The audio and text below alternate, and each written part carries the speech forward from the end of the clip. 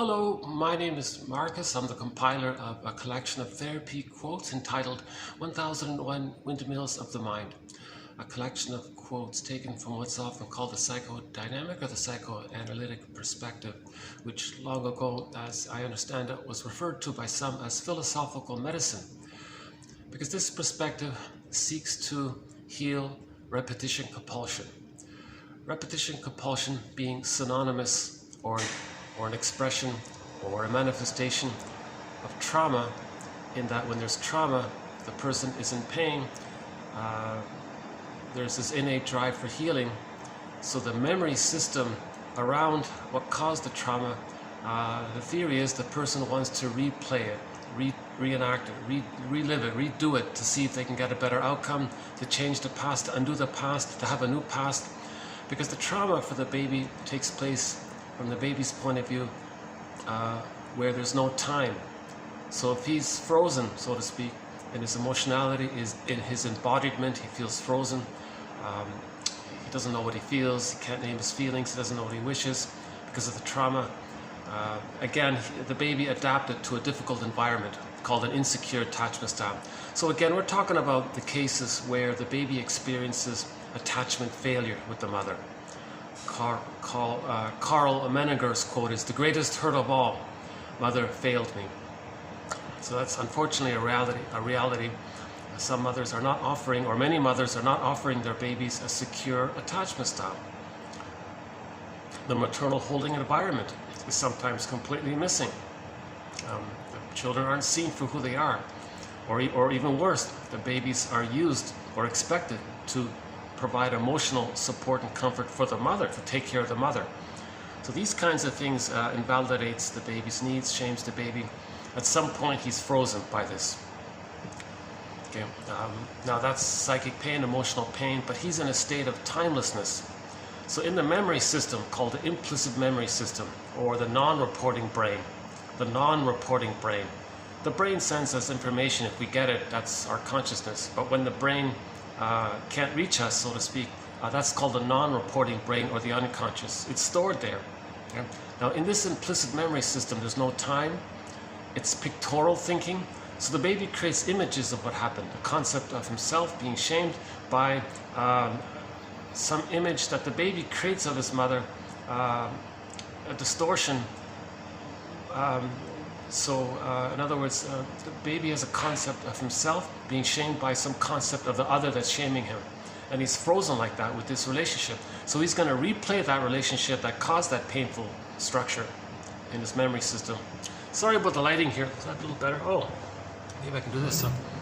By the way, I got a pretty good view here today. Yeah. So it's very rare for me to find this little elevator spot open, but I'll take it when I can find it. All my usual spots are occupied. Even my last video, I found a new venue, actually in this hotel, but it's occupied. So that was like my last ditch, my last hope. So luckily this one, surprisingly, is available. So all of my videos in the past 4 months have been done throughout 3 hotels. That one there, that black and gray one, the one I'm in now, and a nearby one.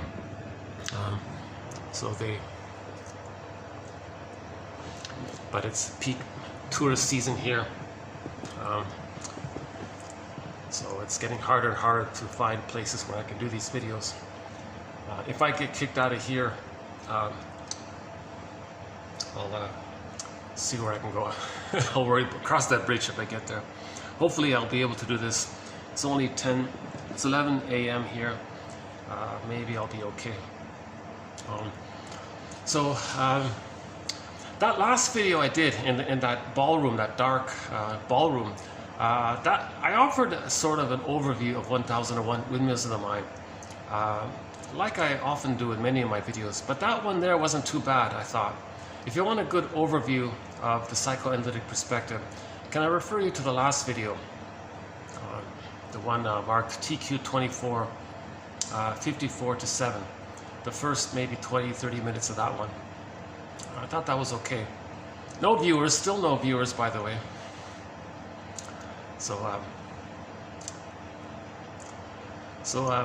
Okay, TQ. So these are therapy quotes. I'm calling them therapy quotes because they're all in the spirit of making the unconscious conscious.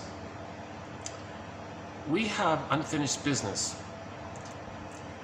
Trauma means unfinished business, meaning, Bruce Brody puts it that way, meaning we got to process what happened. We got to perceive it, we got to know it, we got to symbolize it, manage it, accept it, feel what we couldn't feel, get some kind of cycle, metabolization process, mentalization process, some kind of acceptance process, some kind of integrating process. We gotta own what happened.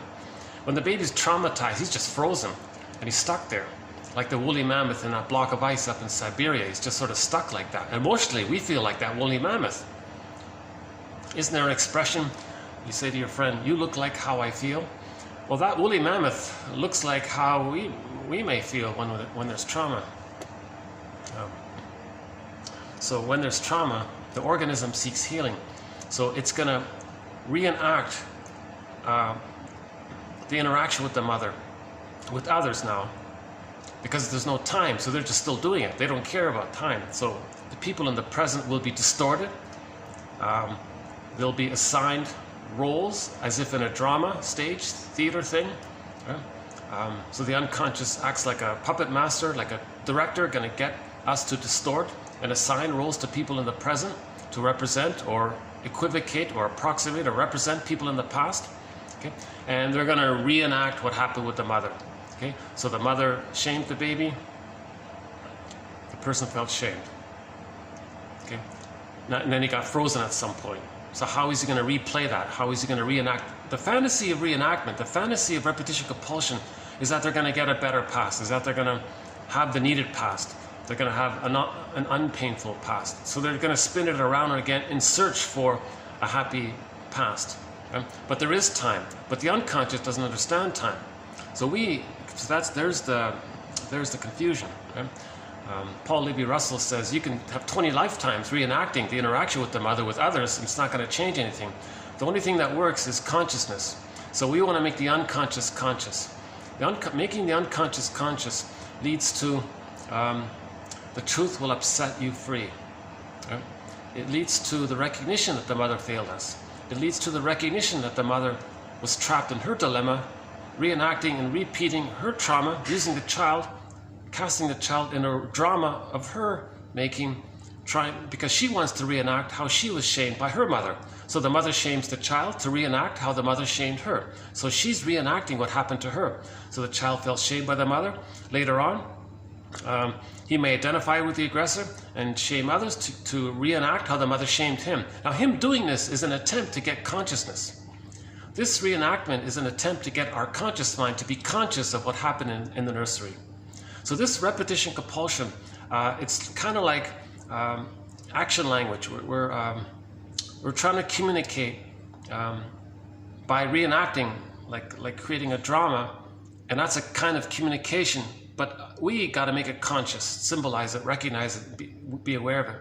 It's as if the unconscious is saying to us, hey, conscious you, I want to communicate to you, but I don't have language.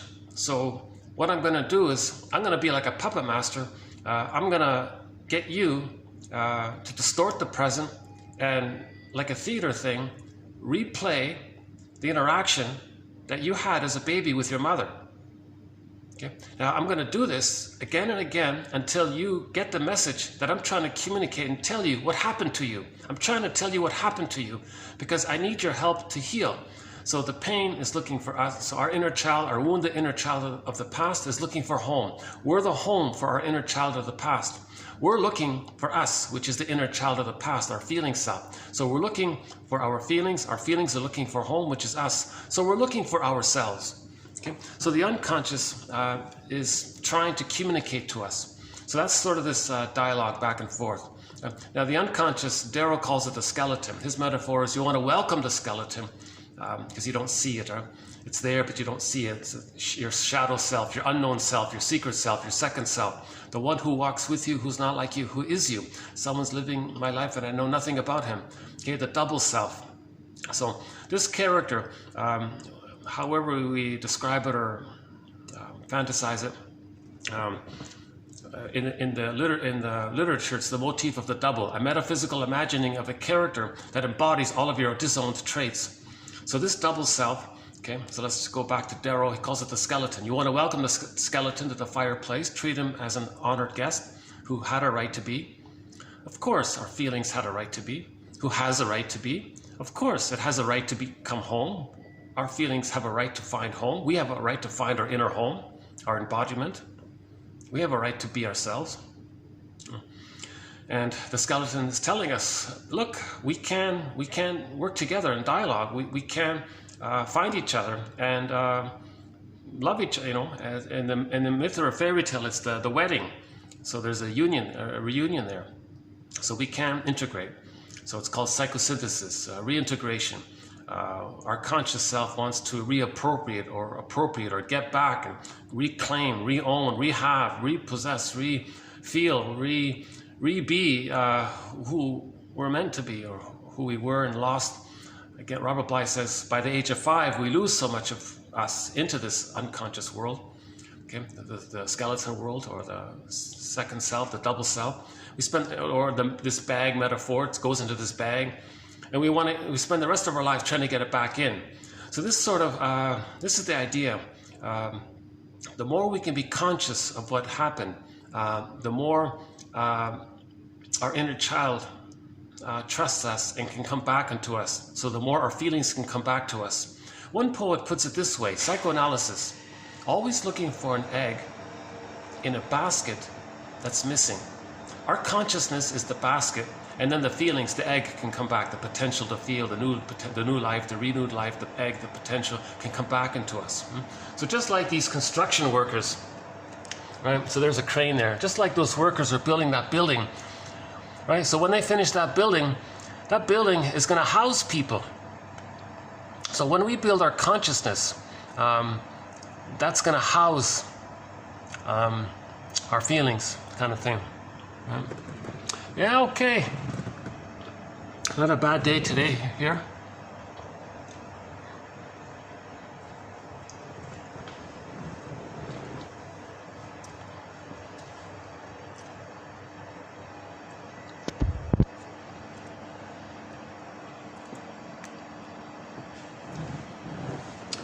So, and we've talked about how when the mother, and we have a thread in 1001, Windmills of the Mind, trying to clarify and understand why a mother's misattuned. Why is she failing the baby? Why is she doing these painful things to the baby? What's going on with her? What's going on with her? We're not trying to blame her because we're trying to understand her. Forgive your parents, heal yourself. That self-help book title kind of summarizes the whole thing, I think. That ultimately is the goal. We got to heal our parents, see how they're dealing with their pain. Okay? That frees you to see how you're dealing with your pain.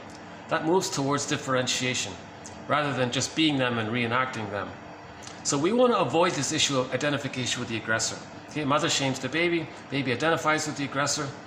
Later, to communicate what happened, he shames others to reenact and to communicate, and for him to see himself how his mother shamed him. Actually, our first quote is a little bit in reference to this. Let's do this one here, 2458. So in this video, we'll be doing TQ 2458 to 60, hold on, 60, what is it? 62. Okay, so we got some 58 to 62. So the first one here says, trying to master the trauma by going over and over it. Repeating it. That's called repetition compulsion. So that's the positive intention. The jargon is they want to master the trauma. But Russell says you never really master it. You can repeat what happened to you by doing to others what your mother did to you over and over again. Think about the person with the narcissistic pattern, the cynic, the one who can't love. He's always shaming others to reenact and to communicate how his mother shamed him. He can have 20 lifetimes doing this. It's not going to change the past. It's not going to teach him how to love. You can't master it. It's considered a kind of a wishful attempt to master it. Now, This compulsion part is because of the pain, and it's now. Someone called it infinite mourning. There's no time. It's timeless. It's timeless pain. So he's always in the now of the pain. That's the compulsion. If you take the pain and the drive for healing, then there's this compulsion to respin, replay, reenact what happened. So they want to reenact it with the fantasy that they can get a better past. So how do they reenact it? One way to reenact it is to do to others to communicate what the mother did to you. That's the more painful version. The more benign or less or more workable version is that the person just coaxes others or goads others to be the rejecter. The mother rejected them, they find others who will reject them. So they're reenacting it, thinking that they can master it somehow. It's painful, they just relive the pain, disappointment. So in that milder version, they're going to choose people who they sense are going to be rejecting, not going to see them, not be safe, not be trustworthy. Oh, good.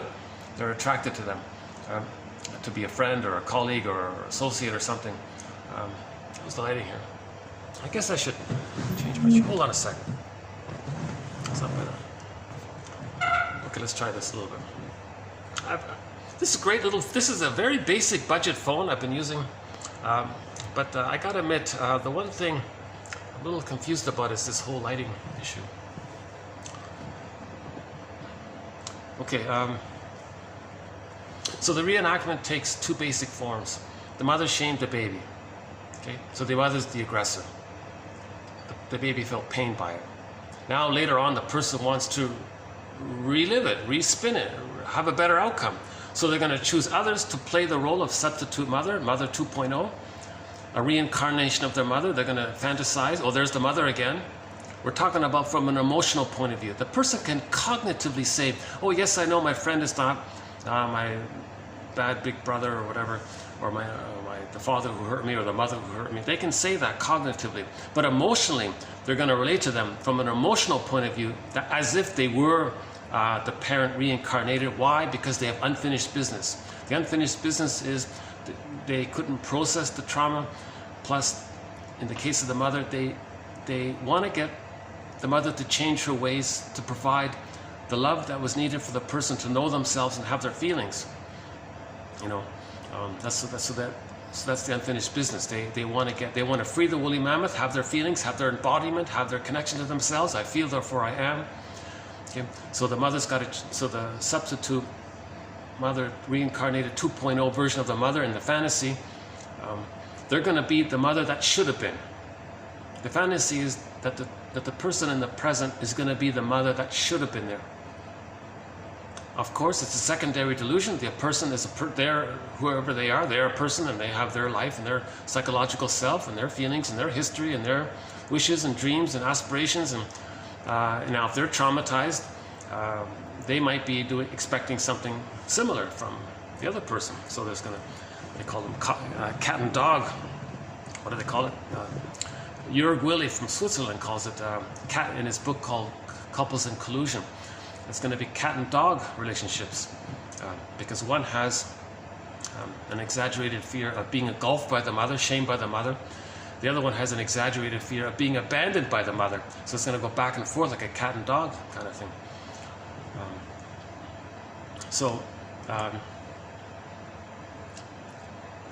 Okay, so let's back up. So mother shames the baby.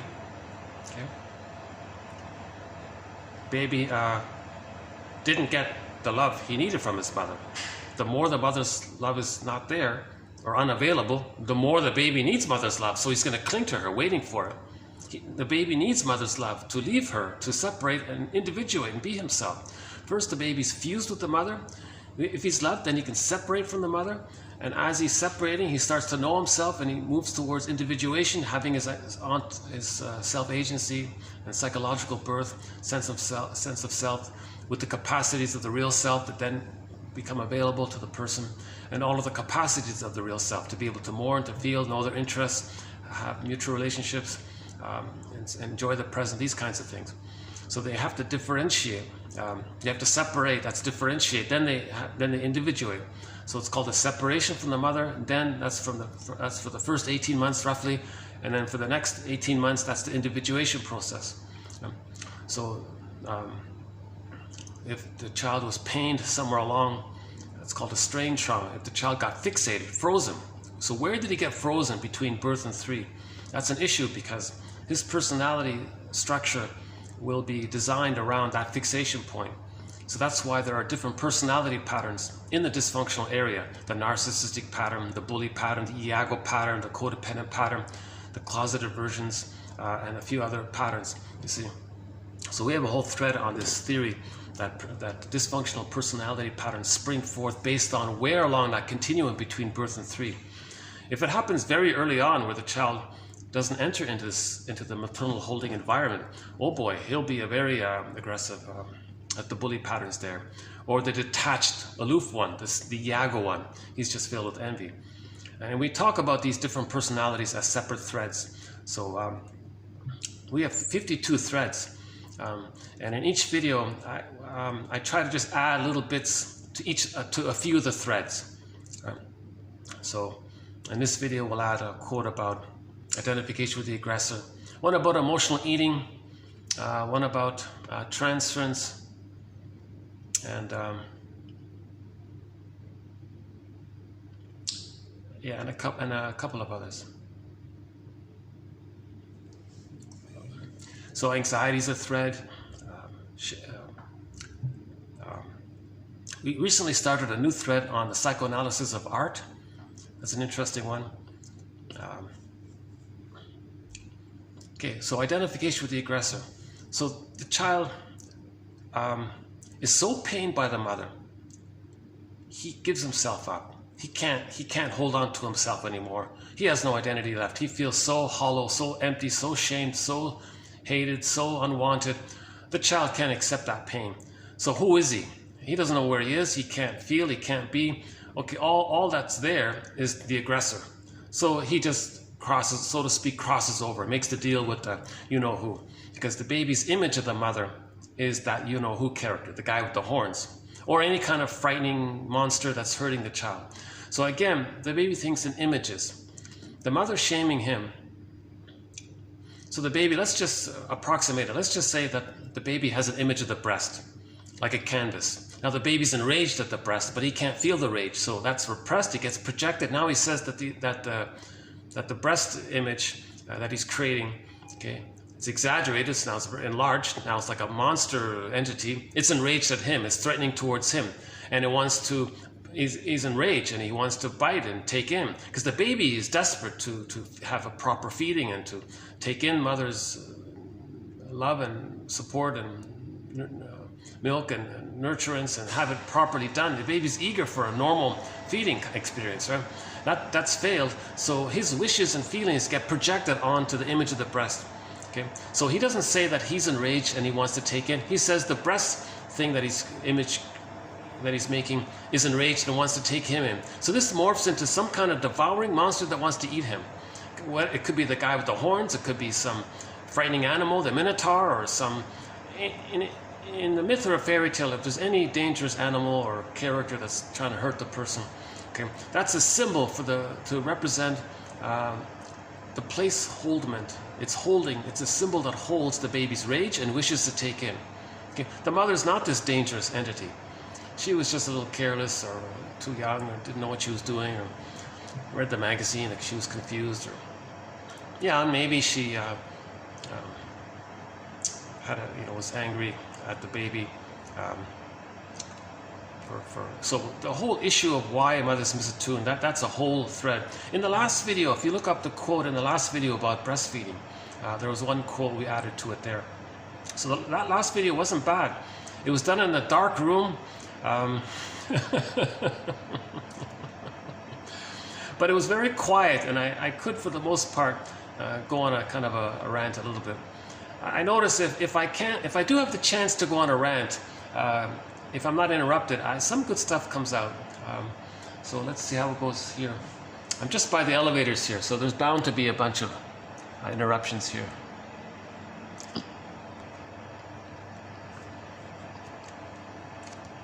There's the lighting here.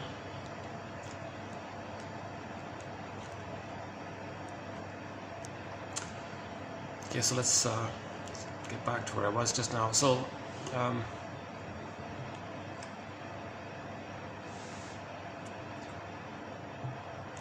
Okay, so the baby creates this frightening image, right?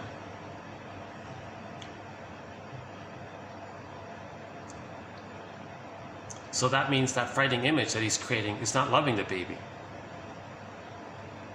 Now, what's he going to do? How does he get the love from this thing that he thinks is hurting him? What does he do? Okay, now he's bonded to it because he needs to be attached to it. The baby would rather be bonded to a frightening mother than have no mother. So he'll adapt somehow. So he's bonded to this frightening mother, the rejecting mother. Now, because it's so painful, his concept of himself being shamed by it gets repressed. His concept of the mother that's shaming him, that gets repressed. Now, in the non-reporting brain, there's a memory of the shamed self relating to a rejecting mother, and he's pained by it. The affective link is called abandonment depression, according to Masterson's approach. He calls it the woe-root.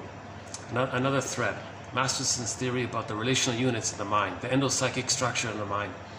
These templates, these schemas, these scripts we create in the mind, these working models, these brain templates, whatever you want to call them. Yesterday, I called it brain templates or something. Oops. Okay. Let's see. Hopefully,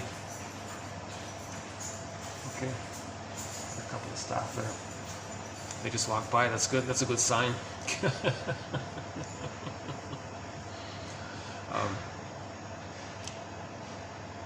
Actually, the last time I was here, I was politely asked. I was very politely reminded that the venue's closed.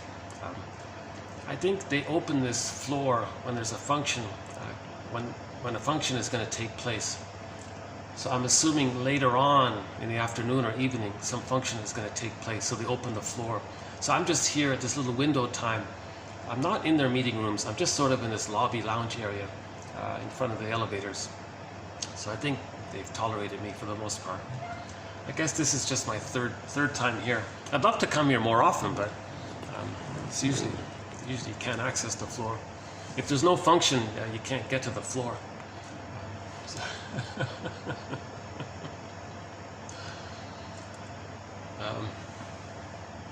I enjoyed doing these videos by the shoreline this summer, or last summer I should say, from May to August 2022. I had a run of 17 videos on the shoreline. Canada geese, the loons, the seals, the heron were there, some bees and mosquitoes, the water, the waves, the ocean. Oh my God, it was very nice. I did some of my best work there. I could walk along the shoreline, and it was a fun sort of atmosphere. I was relaxed.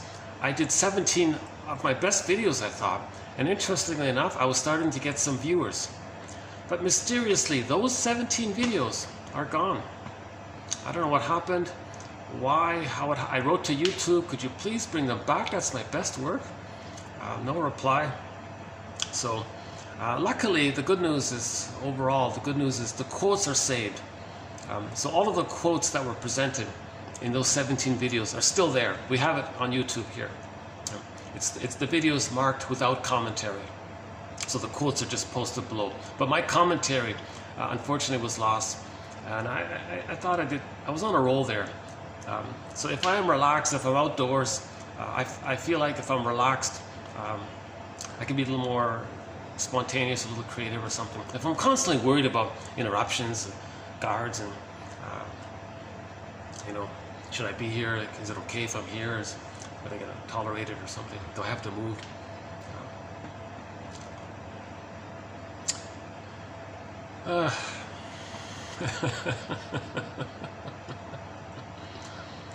Just to clarify, all of the quotes are posted below in every video. Okay? So we now have over 2,400 quotes, therapy quotes. Now, if somebody owns or possesses, all you have to do is buy me one of these things. Right? All you got to do is buy me one of these things. Okay, for the price of a coffee, through the Buy Me a Coffee page. So it's buymeacoffee.com/psychoanalysis. The link is below. If someone makes any kind of donation, you can get the complete file of 1001 Windmills of the Mind. Now the complete file has over 5,000 quotes. So you get the best of the best. The TQ quotes are there. Plus you get another 2,500 quotes in the honorable mention category. But they're excellent quotes as well. The TQ quotes, I just feel, maybe are the best of the best. They're all the best, but the TQ quotes are the best of the best. But the honorable mention quotes are not on YouTube. So to get those quotes, one would need to purchase coffee or any kind of donation. Help out your humble compiler here. Okay.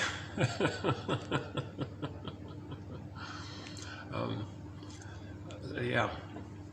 So, in my commentary, just to clarify, I'm not a shrink, I'm not an analyst, I'm not a professor, a social worker, a doula, a midwife, a nutritionist. I'm none of these things. I have a humble BA. I'm the compiler of the quotes. Somebody said, if you want to learn something, try to teach it. So in my effort to so-called teach, I guess I am I'm not sure how effective of a teacher I am, but in my attempt to teach it, I'm attempting to learn it. So the quote was, the best way to learn something is to teach it. And I am learning it as I try to teach it. And one clue is that if I present a quote and it feels right to me, I might get a dream like, okay, I'm on the right track. Because if you get a dream, then now you're starting to accept something that you couldn't accept. Right? So dreams mean you feel safe to start to feel what you couldn't feel before. So these quotes are helping us to feel safe. That's building the nest, then the egg comes in. Again, psychoanalysis, looking for an egg in a basket that's missing. So we're looking for the basket. So these quotes are like little threads.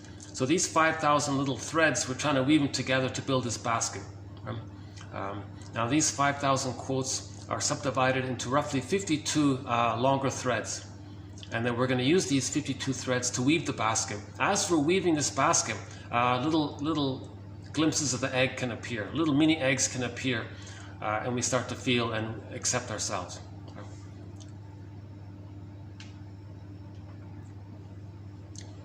So the baby has to adapt. Humans adapt to their environments, right? So how does the baby, what's the baby's first environment? It's the breast mother, it's the breast, right? But what if the baby's first environment, his main environment, his only environment is hurting him? How does he adapt? Okay. One way to adapt is he gives himself up and just identifies with the aggressor. That's making the deal with the you-know-who, that image. So that frightening image the baby creates that symbolizes his feelings and his rage, that image is the guy with the horns, let's say. He makes a deal with that, so he becomes just like them. So the baby is going to be just like the aggressor in a desperate attempt to manage the pain, to control it, to be near it, anticipate it. They're going to act just like it.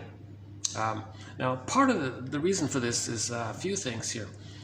The baby is going to be attached to the mother to have a connection to the mother. So they're just going to be like her. That's their way to have the attachment to the mother. So identification with the aggressor is the baby's desperate attempt to have the attachment to the mother. So number one, they need the attachment to the mother for their basic survival, right? Number two,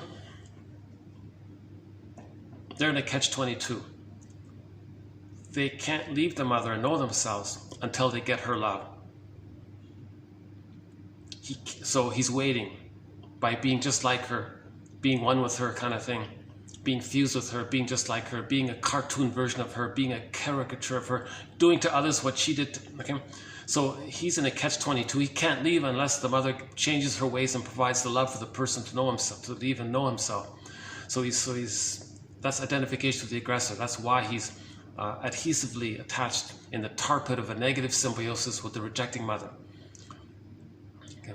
Now, another facet of this is that the baby thinks he's still got to protect the mother, save the mother, cure the mother, mirror the mother, save the mother, be a superhero for the mother, fix her, make her a good mother. Why? Because babies have hallucinatory unconditional omnipotence. In the womb, they're little gods. They think they create everything. They're in this blissful, powerful state. That's the theory. Now, when they're born, and the mother's in pain, he's in pain, but he creates everything. Everything is about him. he does it. He makes everything happen. Everything is him. Now, if the mother's in pain and he's in pain, he may conclude he's faulty. There's something wrong with him. But he thinks he's a little god. Everything should be right. So he's got to save the mother, protect the mother, fix the mother. Now, he can't do it, so he thinks he's flawed. Whoa. Now, on top of that, if you add on top of that, the baby's desperate need to hallucinate that the mother's a goddess in order to feed safely. So that's splitting mechanism. So back up a sec. When the baby's bonded to he identifies with the aggressor. Okay, he's bonded to the rejecting mother but denies it. But in his hallucination, he thinks he's relating to a goddess mother. That's how he feeds safely. Yeah.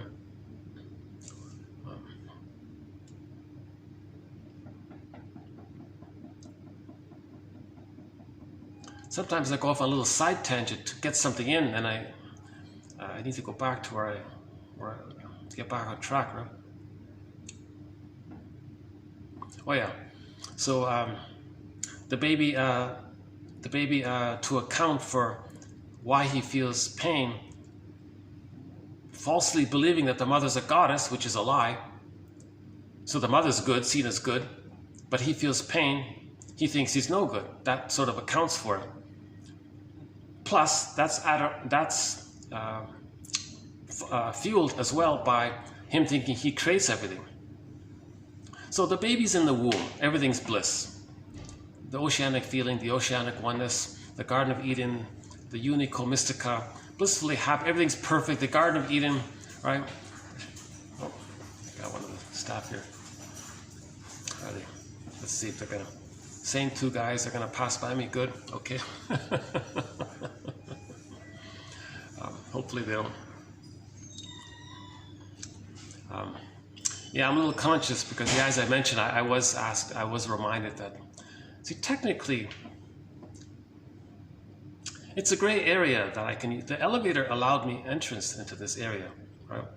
So it's, in a way, it's open, right? But,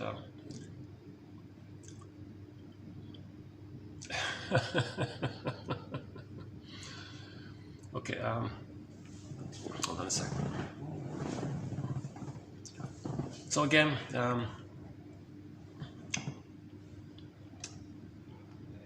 the baby is in this blissful state. He creates everything. So when he's born and there's a problem, he's got to correct it, he's got to fix it. So now he thinks he's got to save the mother, protect the mother. Okay? So how is he going to do it? In the process, in the effort to save the mother, to be a superhero for the mother, to make the mother a good mother, to get it right again, to get the bliss again. The baby needs the bliss to continue. That bliss in the womb, okay, that's got to continue for the first 4 to 5 months in the maternal holding environment. The first 4 to 5 months, that bliss needs to continue. It's called the psychological egg, the stage of merger, the stage of fusion, stage of symbiosis. The mother is a symbiotic object for the baby. The mother is a self-object for the baby. And he still feels that blissful feeling that it's all just him in his ocean. So the baby needs that blissful feeling to continue for the first 4 to 5 months. So he's heavily invested to get back that blissful state. He needs the Garden of Eden. He doesn't want paradise lost so early. That's supposed to happen. The paradise lost is meant to occur roughly from 4 to 5 months. Then he can lose the paradise. But at first he's got to have that paradise for the first 4 to 5 months. It's called the extended womb. Okay? All babies need an extended womb. Humans come out too early. They need an extended womb. Okay? Mother's arms, mother's safety, the warmth and the safety with the mother for the first 4 to 5 months. Skin to skin contact, baby's safe. Baby's fed according to the baby's needs. Mother's attuned. Again, in the last video about the breastfeeding, the quote was, when the baby's nursing, the nerves in the breast mother link into the nerves of the baby, and there's this synchronicity and attunement. So there's a little dialogue there between the baby and the mother. That preserves that when the baby has a feeling, the mother's going to pick it up and respond, and the cycle can take place. Very important quote, that one. Yesterday's video. Just click, go to yesterday's video, click the more link, read down, and the first word is breastfeeding. Read that quote at least. It'll just take you half a minute. And just consider that quote. And we discussed it as well, if you want to hear my attempt to discuss it.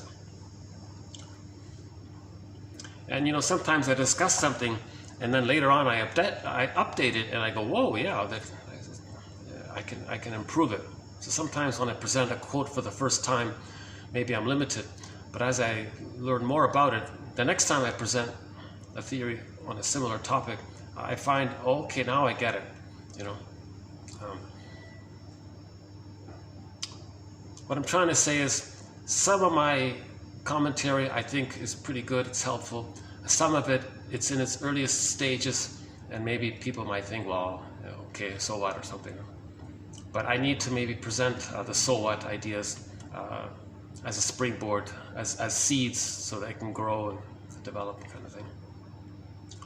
That's why I need lots of coffee. Just kidding. What I need is a venue. But yes, what I need is a venue to do these videos in.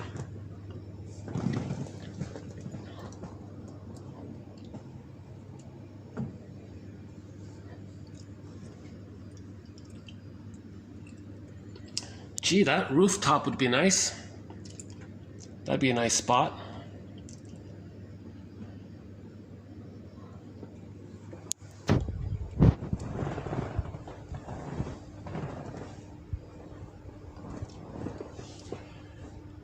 You don't need to hear this, but that rooftop over there, there's very few people go to it because they blare the loudest music over there.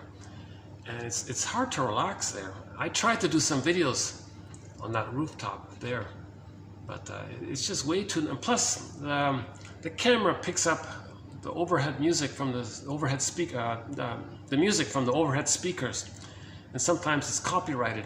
YouTube says they can't show the video unless you go back and trim it out. So and it's too loud. They blare the music too loud there. I don't know why they do it. Maybe it's just some people like it, I guess.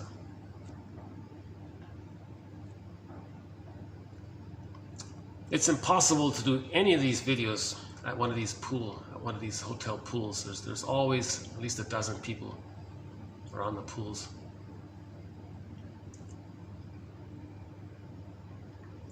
But I'll return to that boardroom. I thought that wasn't too bad. It was an empty. Yesterday I was in an empty boardroom, and I felt it was quiet. It was spacious. I felt a little relaxed. Yeah.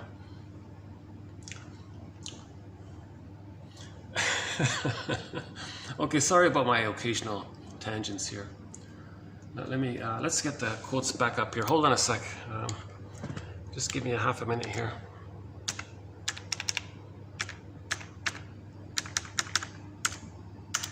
Okay, here we go. Trying to master the trauma by going over and over it. Repetition compulsion. By being the one to elicit in someone else the response that had been elicited in her. Identification with the aggressor. So back to identification with the aggressor. That's a very severe trauma if the child makes a deal with and becomes the rejecting mother. Okay. Now they're going to become like a caricature of her. How's the lighting here? Should I do this? Go back to this. Okay, let's do this. How's this?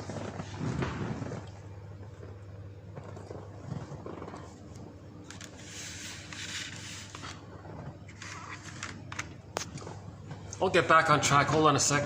Okay. So, where I'm trying to go with this is that in the beginning, the baby felt he was no good. Remember, he was flawed. He thinks there's something wrong with him. Plus, to account for why the mother's so good and he feels pain, he thinks he's no good. So all babies begin with, the theory is, with the mindset, I'm no good, mother's good. So in the template, in the beginning, it's, I'm not okay, you're okay. That's in the beginning. Okay.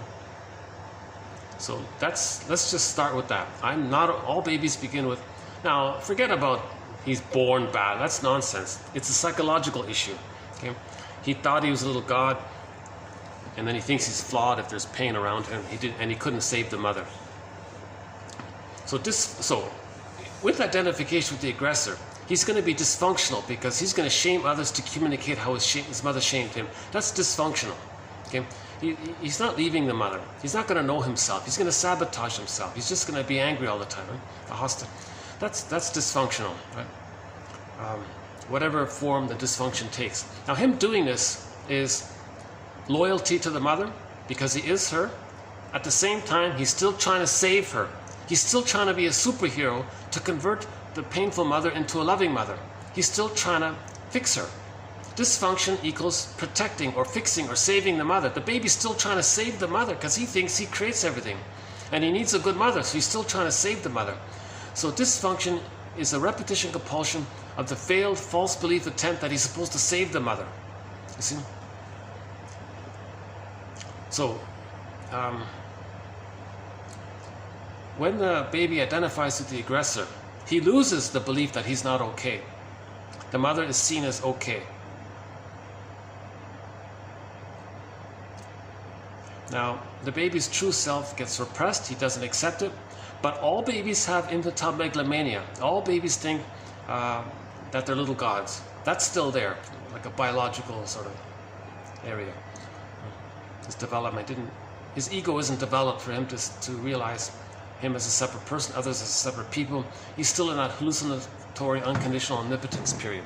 So that's called taking refuge in the grandiose part self. So he still has the grandiose part self, the narcissistic idea that everything is to serve him, it's all about him. So he takes refuge in that when there's trauma.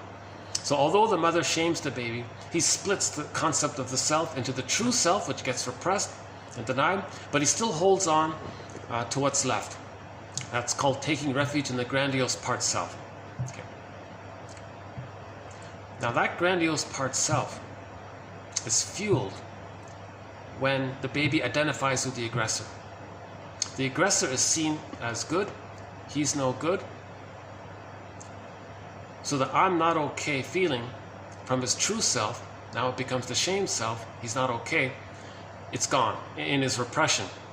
So now he creates a false imaginary belief about who he is. He identifies with the aggressor and he believes the aggressor was good. Now he adopts that fake image, that lie that he created, that the mother's good, and adopts that for his belief. Now he says he's good. Now because he identifies with the aggressor, the mother was seen as this all-powerful, bigger god, and the baby was this little god. So him thinking he's this bigger god, the mother, that fuels and maintains the grandiose part self. So now he's heavily invested in thinking that, now he needs to think that he's good, the lie good, to maintain the infantile megalomania. That's all that's left of him, right? So he now develops the mindset, I'm okay, you're not okay. But when he says, you're not okay, he's talking about himself. Okay? Because he's identified with the aggressor. The aggressor shamed him. He's become the aggressor, shaming himself. But he can't feel himself being shamed. It's repressed. When something's repressed, it's projected, seen onto others. Then he says, others are not okay. So the mindset is, I'm okay, you're not okay. He's talking about himself. So that's a very severe scenario of trauma for the baby. To identify with the aggressor, not grow out of the infantile megalomania, not leave the mother, still trying to save the mother. So his rudeness and his cynicism is loyalty to the mother, still trying to save her. He's going to be loyal to her. He's not going to be himself. If he's just being a caricature of his mother, if he's just going to be an angry cartoon version of his mother, so he doesn't know himself. Him not knowing himself is dysfunctional. Dysfunction equals still trying to save the mother, protect the mother. So look up Morton Kisen, K-I-S-S-E-N. In the search engine here in this channel, just type in K-I-S-S-E-N. Maybe there's an M there. And we did 2 videos of 2191 to 3, if I remember correctly. TQ 91, TQ 21, 91, and 92, we spent 2 full videos on Morton Keeson's theory about how dysfunction equals save, still trying to protect, save, heal, fix, correct, make good the mother. Okay? So his narcissism is still this false deluded belief that he's a little god and he's got to save the mother. See? So the mindset with identification with the aggressor is I'm okay, you're not okay. So he goes through life reenacting what happened to him. So he'll find non-threatening substitute others, peaceful others, kind others, safe others. Maybe they're wounded, or however it is that you feel safe with them. Okay? You feel safe. And feelings come up when you feel safe. So what's the feeling? Okay, he's got to reenact the pain with the mother. So he'll see his innocence onto the safe other, shame them to reenact how the mother shamed him. So he's reenacting it. Now the person he's shaming, of course, has nothing to do with it. Okay, he just casted the innocent person in the projector's drama to reenact what happened. Okay, so of course prejudice comes from there when you say others are not okay. Actually, they're safe. They're very okay, but that's why you felt safe with them, to project your innocence on, to shame them, so that you can then shame them to reenact how the mother shamed you. So prejudice is a confession of having been shamed by the mother.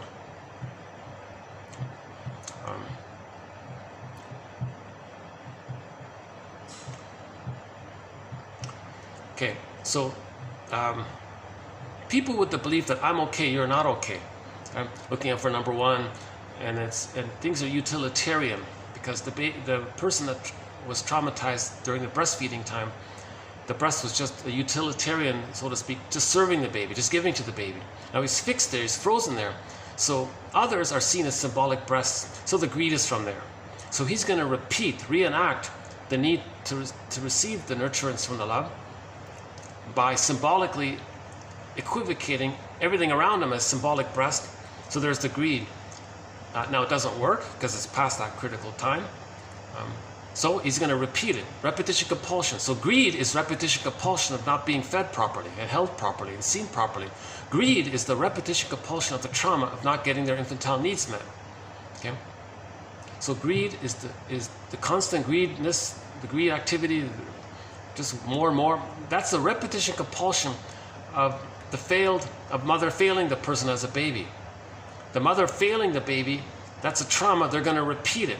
So the repeating of the failure is seen in the greed activity of wanting to get in the milk, symbolic goodness of others to get it in. It's failed, doesn't work, so he's going to do it again and again in the repetition compulsion. Actually, in today's video, we have emotional eating is like that, emotional eating. So emotional eating is a repetition compulsion of the failed nurturance from the mother. So they're going to repeat. So if a person is a binge eater, just eats comfort foods, they're not physically hungry, they're just eating for the sweetness. The sugar, salt, and fat in emotional eating just tricks the brain to send them serotonin, so they feel a little better. So they think they were loved in a moment, because when the baby's loved, he's going to feel safe. He tricks his brain to get that. So in emotional eating, the mother didn't provide the sweet milk and all that, so it got pained there. When there's trauma, there's repetition compulsion. So he's going to project the needed good breastfeeding experience onto the cookies, let's say, or the comfort food, the desserts or whatever. And he's going to replay it, but he's going to be disappointed. So the baby was disappointed by the mother. He's going to be disappointed by the cookies. Now, when there's trauma, there's repetition compulsion. He's going to spin it around and again, because it's timeless. So emotional eating is timeless. He can have 20 lifetimes being a dessertaholic or whatever. It's not going to change the past. Repetition compulsion is a mirror. It's to tell the person, it's for the person to see what happened. The puppet master is saying, look, I'm getting it to binge eat. That's a mirror for you to see that you weren't fed properly and nursed properly. You didn't get the sweetness of your mother. You didn't get the tenderness and the affection and the sweet caring experience with the mother. So you're looking for physical sweets to trick your brain. That's a symbol. So the desserts are a symbol for the missing sweetness from the mother. Marion Woodman makes a big point about this, how The baby needs sweetness from the mother. He doesn't get it, he looks for sweets. The sweets don't work, but he's got to reenact how he needed the sweetness. He needed the original sweetness from the mother. It didn't work. He reenacts it by getting synthetic sweetness, the cookies. It doesn't work. So the pain situation is still there. So he's going to repeat it and spin it around again and again and again. So any kind of repetitive dysfunctional thing, it's still in reference to the trauma. So repetition compulsion means trauma. Paul Libby Russell, TQ 2119. I highly recommend that batch of quotes in TQ 2119 by Paul Libby Russell, as well as the follow-up videos as well. But that's a good starting point. So Paul Libby Russell's articles on the topic of repetition compulsion, those articles, those few articles that he wrote on the topic, that has won a Golden Windmills of the Mind Award, as has Morton Keeson's material about dysfunction equals protecting the mother. So that's chapters 8 and 9 as a unit from his book, Affect, Object, and Character Structure, Morton Keeson. Just those 2 chapters. The rest I don't care too much about. Chapters 8 and 9 of that book. So better yet, just read that. Or or 21, 91 and 2, Morton Keeson, and 2119 for Paul Libby Russell. Excellent material. Key concepts in our project here, 1001 Windows of the Mind. Key threads in building that nest. Those are like thick threads, very important threads. They're like, cables or something, thick cables. They're like beams, I-beams or something. They're key points. What are we doing here? Let's keep my quotes up here. Oh, locked out again. Oh, sorry. Hold on a sec. Give me another. Fast forward this 10 seconds. Okay, we're back.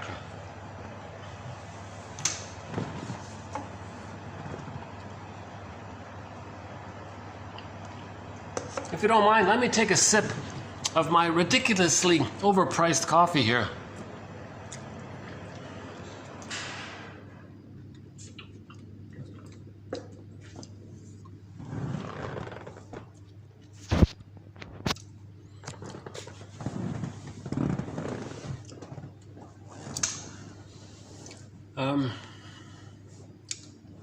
The golden ball, maybe that lamp there.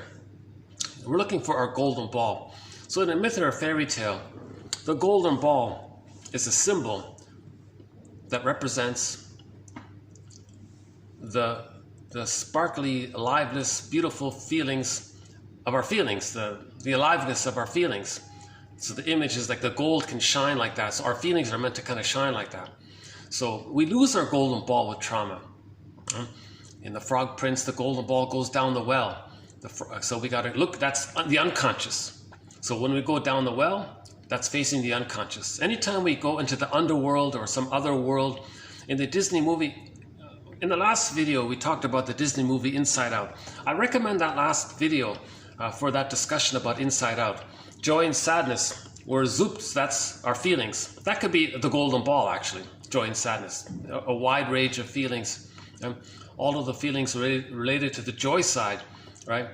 Enjoying the present, curiosity, gratitude, pleasure, interests, delight, a lot of those feelings. Now the sadness is part of our feelings because the empathy is there, self-understanding is there, feeling bad if something wrong happened, care is there, a lot of and the two of them can be tenderness and affection. And now the sad also is reparation. If something's wrong, you want to repair it, and you feel bad if you hurt someone you love, so there's reparation there. So and the sadness is needed to mourn losses.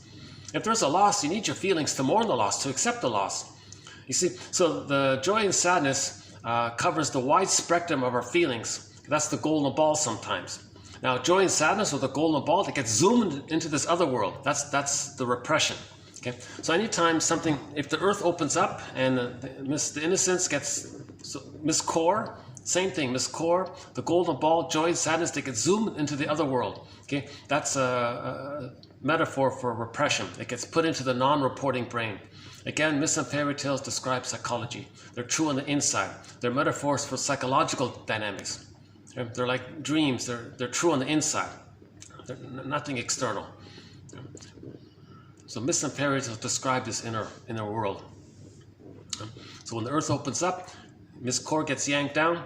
That's an image of how our innocence, our feelings, gets zooped down into the unconscious world. Just like Riley in the Disney movie Inside Out, she was terrified about the move and all that, losing her family, losing her home, her city, and her friends, and she got so temporarily frozen. So joy and sadness got zooped into the other world, and all that we had on the console was the amygdala, the fear and anger, hyperreactive, hypervigilant, sleep, quick to anger, these kinds of things. So that's just a survival mechanism. Reactive, and they're not really enjoying anything, or there's no interest. It's just impulsive anger all this time, fear and anger all the time. So for a discussion about the Disney movie, for my sort of brief review of it, check out the last video as well. We talked about it a few times actually.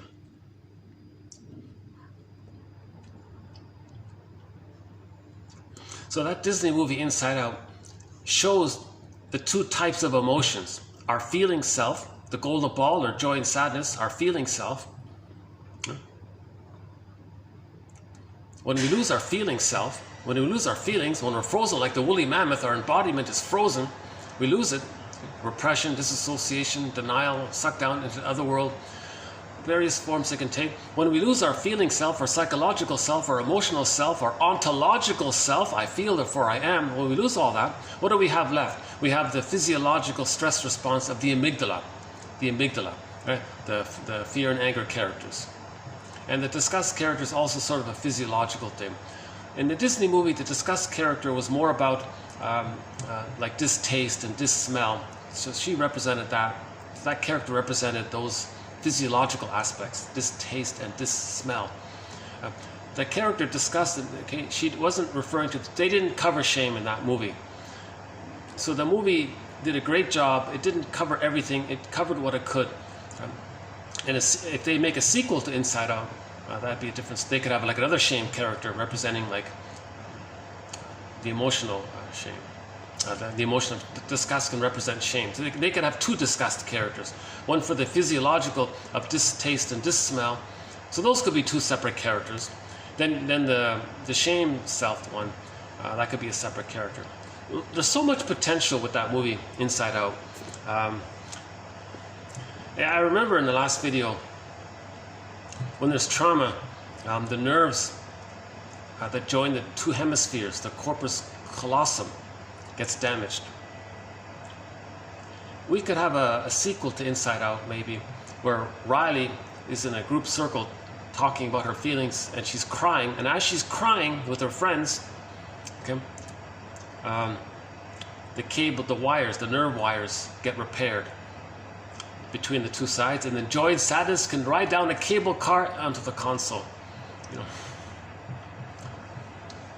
There's so much potential. We live in two worlds, the outer world and the inner world. So the Disney movie sort of showed that. The Disney movie Inside Out showed that. There was the outer world, the practical things going on in the outer world. Then we saw the inner world. And in the inner world, we had the console area. It was all divided yet. The console area, the emotions related to the amygdala, the physiological side of our sensations and all that. Then you have the feelingful self that's deeper in the unconscious. Now in that movie, joy and sadness was returned, so that's great. Now in my version of yesterday's video, they would be returned by the cable cars of the nerves being repaired. So we talked about nerves a little bit in the last video, one of our threads on the nervous system. Again, nervous system, there's no problem, don't blame the nerves, blame the person. There's nothing wrong with the nerves. The nerves are just like cables. If there's a problem with the cables, don't blame the cables, you've got to blame the person, because the false beliefs sends too much stress and the cables get overloaded and they snap, then the person has the nervous issue.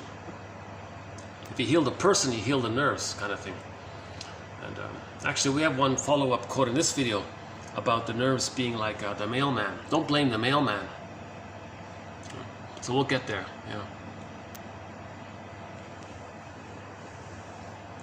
Hopefully my battery's going to hold out. I got the backup plug over there, so I'll be able to charge the battery. The cord couldn't reach the table here, so we'll be okay today, as long as it's nice and quiet here. This video is turning out to be not too bad a good one. I feel like I'm getting some ideas in. I feel like I'm condensing a lot of ideas. I hope you're able to follow along. We want to get the golden ball back. Right? That's our feeling self. That's our aliveness, knowing our feelings, naming our feelings. So we want to get the golden ball back, right? Again, myths and fairy tales are metaphors for internal dynamics. They're approximations, they're metaphors for our feelings. The golden ball is a metaphor for our feelings, put it that way, right? In the White Bear King Valamon, it was the golden reef. Right? The feelings, people associate the feelings with women, so that could be the princess for men or the prince for women. It could be the embodiment. It could be like the aliveness of like the woolly mammoth. If the woolly mammoth is free, then we feel embodied. You know, and so she, in the White Bear King Valamon, it was the polar bear for the woman. So the polar bear was a symbol for her missing embodiment. And when she married the polar bear, he became the prince, kind of thing. You know? So she's reunited with herself. Okay? Not an external story, a symbol to talk about being reunited with ourselves. So she got her embodiment, that's the polar bear, and she married the prince, so she accepted her feelings, and then the golden reef was there, so now she got her aliveness of her feelings, so the golden reef, but first she had to find her embodiment. So this is kind of linked like that. I feel, therefore I am. The golden ball is I feel, the embodiment is the I am. They're linked like that. The feelings and identity are linked. I feel, therefore I am. So we need our feelings to get the I am, right? Our psychological self, our ontological self, our emotional self, our embodied self, the I am, that's the ontological self. We're not talking about the epistemological self. Your roles, I do this job, and I like this kind of brand of such a... That's fine. That's things that you like. Your role, I do this job, that's your roles. We're talking about the ontological self, the I feel, therefore I am. That's the trauma. The baby loses the feel I am. They lose that. They lose that. Their embodiment, the bear and the golden reef, or the gold, they lose that. So we want to get that back. So the way to get that back is to work towards the knowledge, building the nest, then the egg, the feeling, the potential of the feelings can come back in. So all of these quotes, these 5,000 quotes of 1001 Windmills of the Mind, they're all in this area, weaving this basket. So I would highly recommend anyone to get this collection and spend 10 minutes a day reading some of them. Just read what interests you and come back to the others later on. You don't have to overwhelm yourself. A lot of material here. It's like a second language. So in effect, you're learning a second language. Someone called psychoanalysis a second language. The good thing about myself doing it is that if there's jargon involved, humble me, I got to understand it, and I think others can understand it. I speak pretty simply. So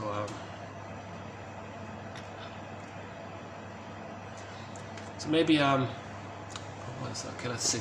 Should we start with, maybe we'll just start with today's quotes here. So the first one here, trying to master the trauma. Okay, so that's sort of the general consensus of how do we describe why we are repeating the same thing over and over again. Right? In pop culture, we have this. Insanity is doing the same thing over and over again, expecting a different result. So it's entered into pop culture consciousness. So that's helpful. Right? The positive intention is we're trying to master the trauma, but you can't master it, but you're trying to. It's an approximate phrasing to express how we don't want to have the trauma if we so-called master it, but you can't master it. You can't, no one can master that. You got to feel it. There's no mastering of that. We can't travel back in a time machine to the nursery and be different so that we could process it. It's an odd phrasing, but it's an attempt at it. So until we come up with a better phrase. Okay. So in this first quote here, the woman was pained by the mother. She was shamed by the mother. Okay. The child identified with the aggressor. Now, when they shame others, the others are going to feel what they felt by the shaming mother. So they came, oh, got somebody here. Okay, let's wait till they pass here. I know sometimes people just are curious, so they check out what's on this floor here. So we got someone like that here. I'm just hoping they don't.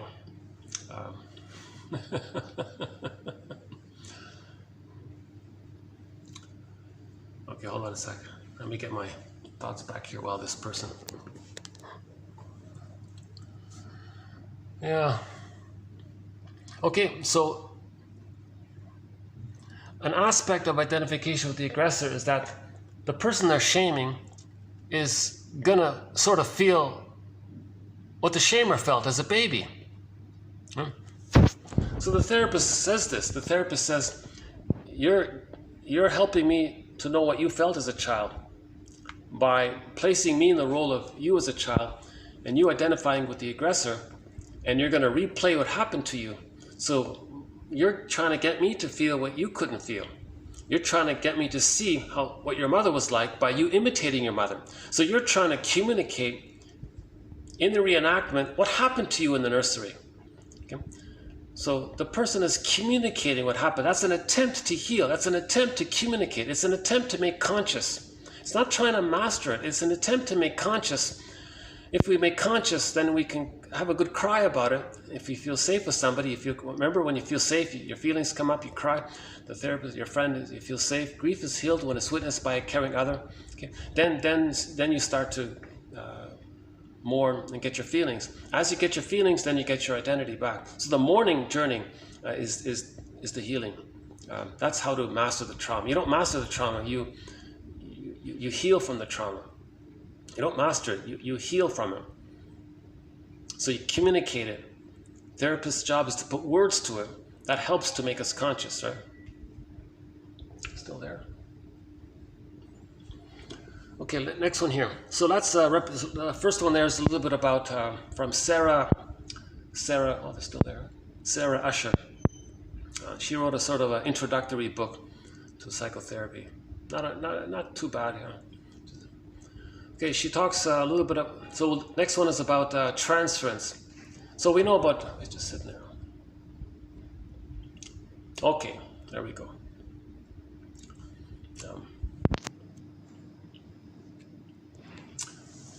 So transference,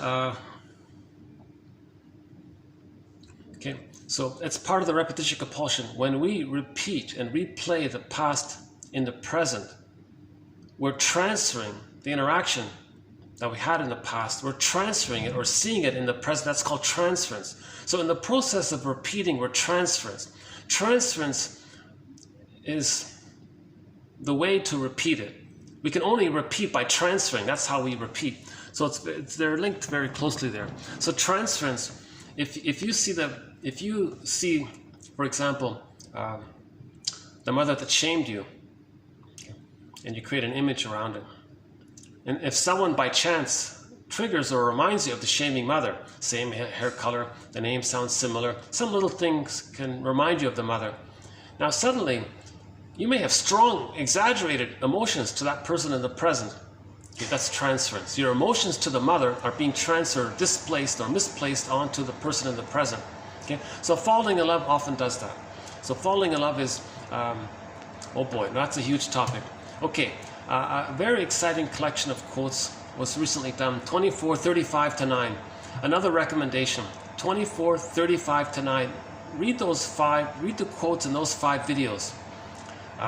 And I discussed the topic of transfer, because that's transference. Falling in love is an infantile transference love. It's a projected love. Okay, so when you fall in love, the person in the present approximates the rejecting mother, and you know your girlfriend or boyfriend is not the rejecting mother, but you emotionally are going to relate to them as if they were, unconsciously, emotionally, because you have unfinished business. Okay? Now, the unfinished business was the person didn't process the trauma. The unfinished business was that the mother should have provided the needs. Now, when you fall in love, that person, number one, triggers up the blissful symbiosis. That's the heavenly feeling, the bedazzled, spellbound, love trance feeling. Okay, So that triggers up that means you've returned. See, falling means regress. You go back to the nursery time. You go back to the infantile time. It's called falling. It implies you're going back to the emotional time at the symbiosis. So that's the falling in love period. So you get back the needed. Remember, we said earlier, you need for the first 4 to 5 months, you need the paradise feeling to continue. So now you're getting some of that paradise feeling that was missing. That's the falling in love thing. Okay. Now the unfinished business is, in your fantasy, you hope that the partner that you fell in love with, quote unquote, that's transference, this being in love with this person in the present. The fantasy is that they're going to be the mother that should have been there. They're going to be the mother that you should have had. The missing mother that should have been there. You're going to, in your fantasy, hope that the partner is emotionally your mother from the past. Okay. The fantasy is that your partner, being your mother in your fantasy, is going to change her ways or his way. They're going to change their ways. Okay. And you may desperately try to get them to change their ways, like the play title, I love you, you're perfect, now change. So they want the person to change. The fantasy is they change their ways. Okay. Now, because they're still operating emotionally from the timelessness, if the person changes their ways in the fantasy is they're going to get the infantile needs met.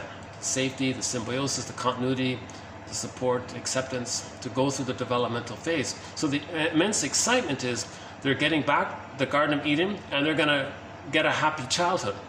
So the person you fell in love with, you think they're going to provide the happy childhood that you needed. That's why there's a great hope.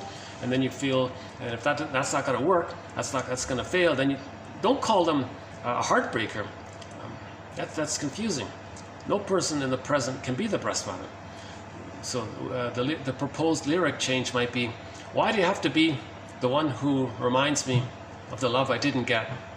Why do you have to be the reminder of what I didn't get? The person in the present didn't cause that pain from childhood, but it's going to come up. Those old feelings are going to come up. So they aren't the person that, the unrequited issue, that's not the heartbreak. They didn't break your heart. They don't cause that kind of pain. You weren't even relating to them as for who they are. You were operating out of the fantasy that they could be the mother that should have been. Provide what was needed so the person can have their golden ball. That's the great excitement. We're all looking for our golden ball or a golden reef, etc. I think, was it Woodman or Von Franz or Robert Bly? One of them said, like, gold in fairy tales often represents this feelingful side, right?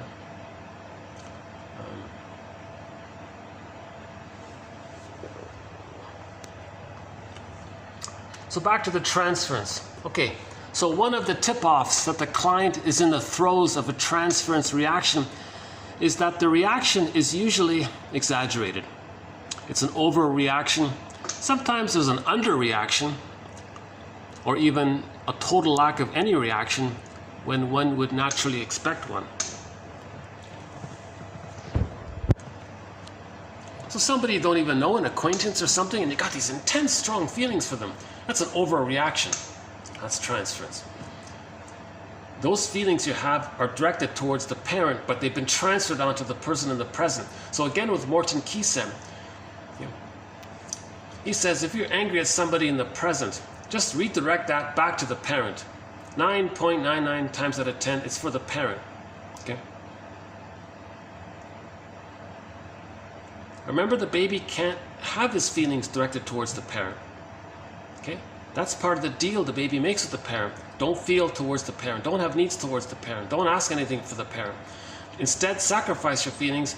Okay? So it gets repressed. When it's repressed, it's projected out or it's displaced. So when a person blames others in the present, they're protecting the mother. That's part of saving the mother. The person unconsciously still believes he's got to save, protect, heal, be a superhero, cure the mother, fix the mother, repair the mother, etc. Now, part of that process is, in the effort to do so, you can't have your feelings directed towards the mother. So when you blame others, you're protecting the mother. Dysfunction equals protecting the mother. Okay? So if you're enraged at the friend, you're protecting your mother. Keeson says, no, stop, pause. Direct those feelings to the true source, to the mother. Then you're going to start to heal. So if you want to heal, you got to direct your feelings toward the true source. The mother, of course, right? So, in other words, if a person falls in love and they're angry at their partner, and you're enraged at your partner, all that rage, that's what you felt as a baby towards the mother. So direct that to, be aware that rage is for the mother, not for the partner. Now the partner may have purposely pushed the person's buttons because they're enraged. So them doing that's for them to realize that they're enraged at their mother. You see, so that's the cat and mouse, the dog and cat thing, the collusion there. Okay. Couples in collusion. Neither of them are going to direct their anger towards the parent. They're both going to direct it towards the partners. And so these marriages are hostile dependent like that. They become like sour milk, they rust out, etc. So Morton Keeson says you want to save your marriage. If you're angry, if you're triggered by the partner, pick up the phone and call your mother and say, look, I'm angry at you. I realize how angry I am at you. Thanks to my partner for doing something that reminds me of what you did. Now I want to express my anger at you. You know, why you did such and such. I felt immense pain. I didn't know I felt that pain. It's coming up now, decades later. And, you know, and have some dialogue with her. Now she'll deny it and you might be more angry. Then you realize how deeply in denial they are. Then you realize they're so severely traumatized they can't even make reparation, even if it's brought to their attention. Ideally, they might think about it and start to offer some apologies. That can be very helpful, of course, right? But,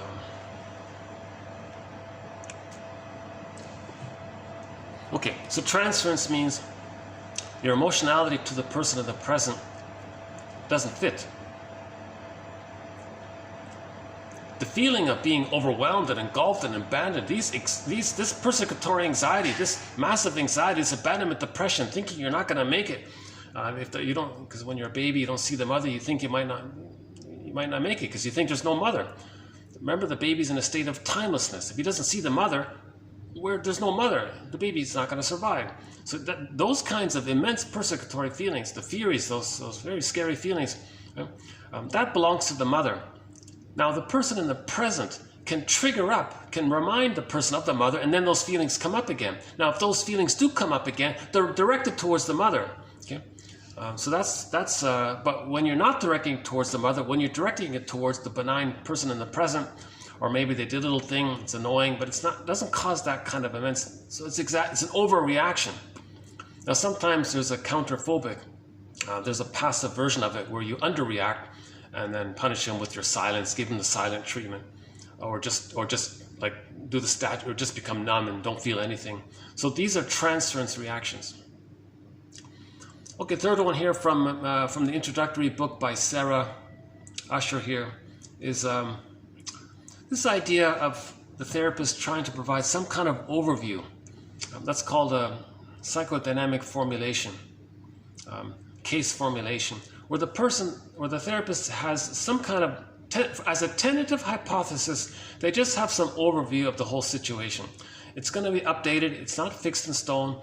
It's just this tentative beginning point, and it can be updated as they go along. So the formulation, they call it, or the case formulation, or the psychodynamic formulation, or simply the formulation, generally includes, okay, number one, the therapist has some kind of statement about the client's chief complaint in life. What's their problem? What are they complaining about? The so-called presenting problem. Right? Okay, so the formulation is it's like a little paragraph. It's like a summary statement. In the paragraph, there's a statement about the person's chief complaint in life. Apparently, that's what they do. The therapist says, "Hello, welcome. What's your chief complaint?" That's the presenting problem. Then next, a summary of the history of the problem. Okay, so this has been going on throughout your childhood and through you're repeating it. So this is happening again and again. So you did it this time and you did it again. And I see, and it's coming up now in the present. And something triggered it. There was something precipitated in the present. And your coping mechanisms are such and such, and you kind of bundle it up together. She didn't offer an example of it. We do have if you look up a psychodynamic formula, we do have a couple examples of it in previous videos. This Usher here didn't offer any. A little disappointing about that.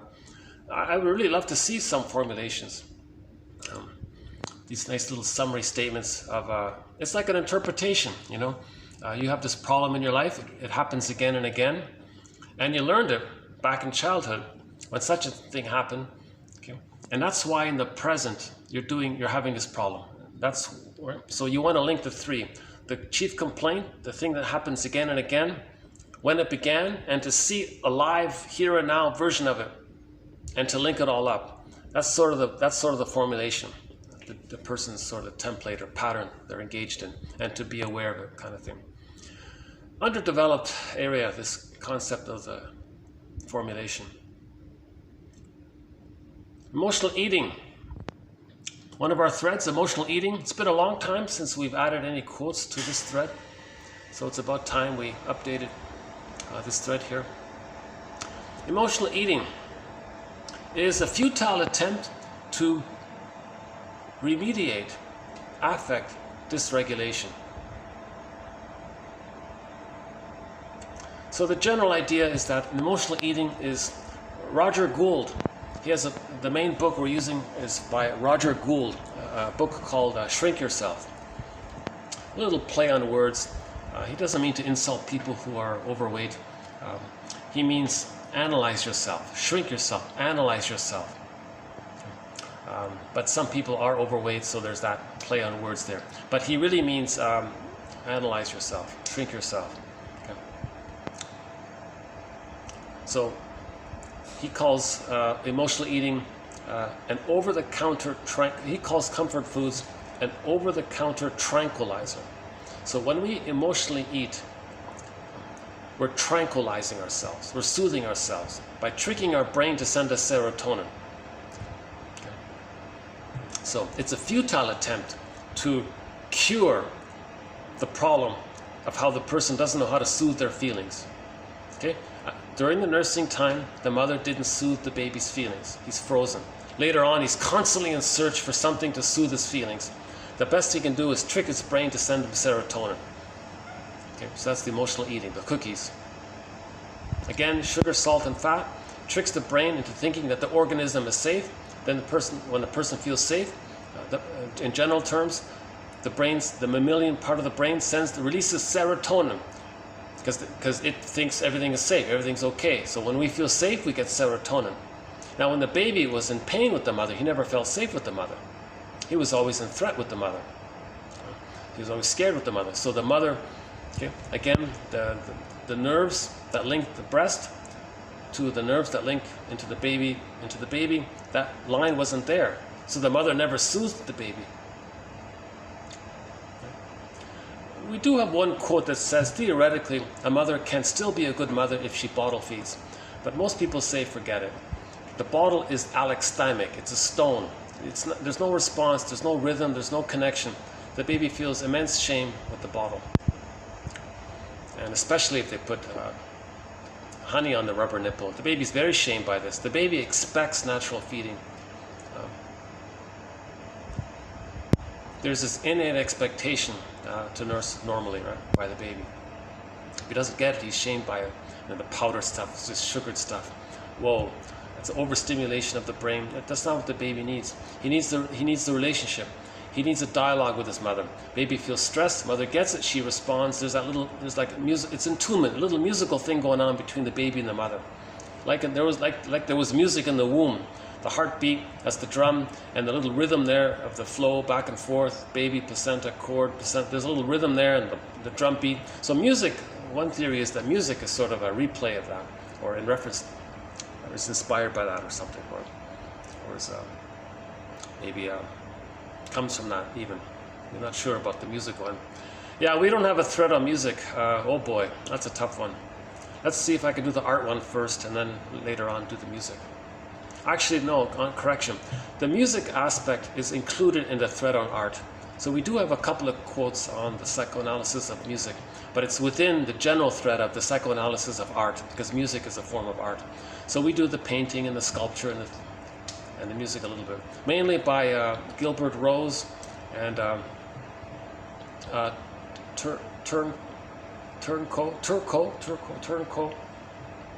Turco, I forgot his name. So we'll update that one about the music. But most people say the beat, that's the heartbeat. The baby's in the womb, boom, boom, boom. He hears the mother's heartbeat.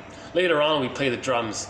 It gives us that soothing feeling, the memory of the time when we were in the womb, hearing mother's heartbeat. Later on, we hear the drum beat. We're kind of connected. We're reminded of the safety of that time. So we trigger up the safety of the womb when we hear the heartbeat, any kind of beat in the song. And the melody is sort of the rhythm with the mother. So the baby needs that musical rhythm with the mother in the nursing time. If that's broken, then he wasn't fed properly, he wasn't soothed properly. Later on, he's going to repeat that. Emotional eating is a compulsion to repeat unresolved pain from early phases of development. So when there's a trauma and misattunement, he didn't get the rhythm and the milk and the beat of the mother. He didn't get the soothing with the mother. That's a trauma. Later on, he's going to reenact that. So the cookies represent symbolic breast mother feeding, mother's milk, let's say. It doesn't work. He's disappointed again. So he was originally disappointed. He's going to reenact that by choosing cookies because the cookies will disappoint him. He's reenacting it. When there's trauma, we reenact it. It's called repetition compulsion, the fantasy to get the proper outcome that we needed. Why? Because it's timeless. He's in this timeless state. It's called infinite mourning, no time. So emotional eating is time. He can spend his whole life eating cookies. And I guess he's doing the best he can if that's all he has. In our thread on falling in love, that one there, in the song, the featured song was What a Fool Believes by the Doobie Brothers. In that song they say, well, if that's all he has, if he can't have genuine abiding love, genuine mature mutual love, and if all he can do is transference love, then it's better than nothing, the song said. So if the person can't love and he can only do this falling in love thing, this infantile transference, this bedazzle, if that's all he has available to him, well, let's not take that away from him. It's better than nothing. The song actually said that, it was better than nothing. When there's nothing, then that's all he has. So maybe that's the same thing with emotional eating. If there's no way to mourn the loss of not having the mother that should have been there, and until that time he eats cookies all the time, well, it's better than nothing, I guess. Because what would happen if he didn't have the cookies, let's say? And he's not ready to mourn the loss, so he might act out in some other way, which could be worse, let's say. Emotional eating. Okay, that's it there from Ken. Oh yeah, this Khantzian guy, we have a few quotes from him. He's considered the first guy to make a link between psychoanalysis and he talks mainly about alcohol. I just adapted it to cookies. Because beer, someone called beer liquid bread. Okay, liquid bread. So it's very similar, the alcohol and the cookies. It's just a question of degree here. We don't cover the more serious. 1001 Windmills of the Mind, we don't have a thread on the much more serious issues. I think professionals need to deal with that. We're dealing with the more general area of mildly neurotic to maybe moderately or maybe highly, but not too highly neurotic, that kind of broad area of dysfunction. The more extreme ends, like the psychosis and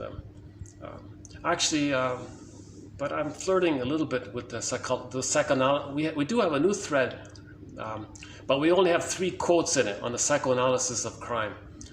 That's a tough one. That's a little outside my little boundary there, but let's see if we can eventually try to be more inclusive. Okay, transference, another one on transference.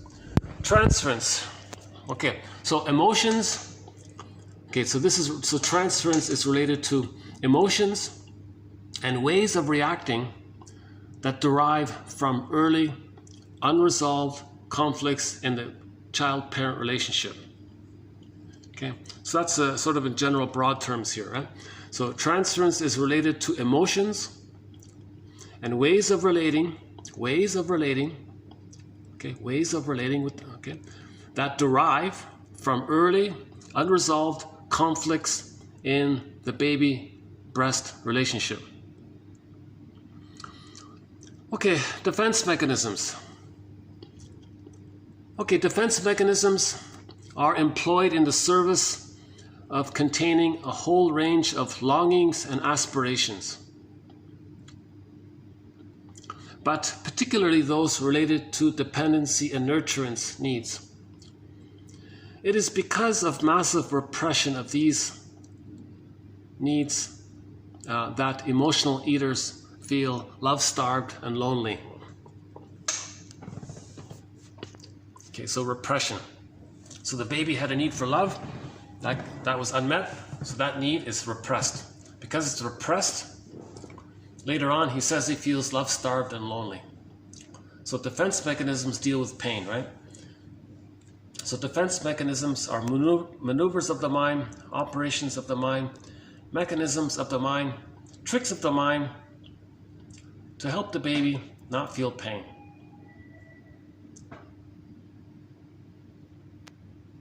Repression is the basic one, okay, the zooping down, joy and sadness in the Disney movie Inside Out got zooped, that's repression. Earth opens up and his core gets yanked down, that's repression. Okay. In Iron John, the dog gets yanked down into the pond there. Any kind of innocence that gets pulled away, that's repression. Okay. And then we feel empty, hollow, love-starved, lonely, etc. He had a whole list of things there. I just summarized it by saying love-starved and lonely or something. He had like empty and hollow and a couple of other ones. Okay, next one here. From a guy named Matt. I don't know this guy named Mata. Also sort of an introductory kind of book here.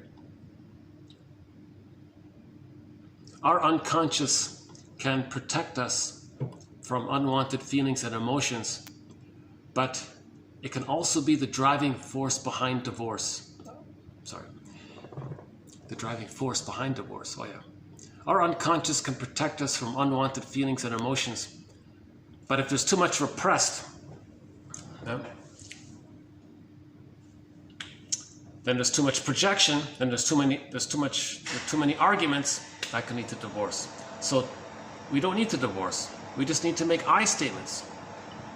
So one of Edmund Burglar's books, one of our mentors, Edmund Burglar, one of his books is called Divorce Won't Help. He says you can divorce your mate, but you can't divorce your inner conflicts by doing so. Your inner conflicts will faithfully follow you into the next relationship. So deal with your inner conflicts and you can save your marriage. So to deal with your inner conflicts, we have to make I statements. So we have a thread on how to make an I statement. TQ 2360 is one of them by Susan Campbell from her book, From Triggered to Tranquility. We have an exercise called a fill in the blank exercise called what's the hardest thing about, and then you fill in the blank. So whenever you're feeling anxious, just fill in that blank. What's the hardest thing about? It helps you to free associate. That leads to making the I statement 2360. So the acronym there was OFSEA and then if, of C and then the if. So I won't redo the I statement here. Some children are more sensitive to tension. Some children, oh yeah, so you got siblings, right? So maybe one sibling is more sensitive to tension than the other sibling. Some children are more sensitive to tension in their parents than other children, and may even select themselves unconsciously. They may even select themselves to unconsciously help the parents by acting out and drawing negative emotion towards their parents. So some children say they want to keep their parents together.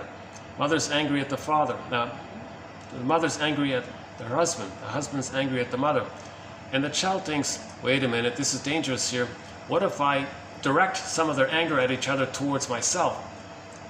So the baby voluntarily becomes a scapegoat. Now the parents are directing their attention and their anger on the child, or focusing. That distracts them from the pain amongst themselves. So the child is trying to save the parents. Remember, the child as a baby thinks everything's about him. He's got to do everything. Okay, so he's overly responsible. So the child doing this has the general general wish to keep his family together.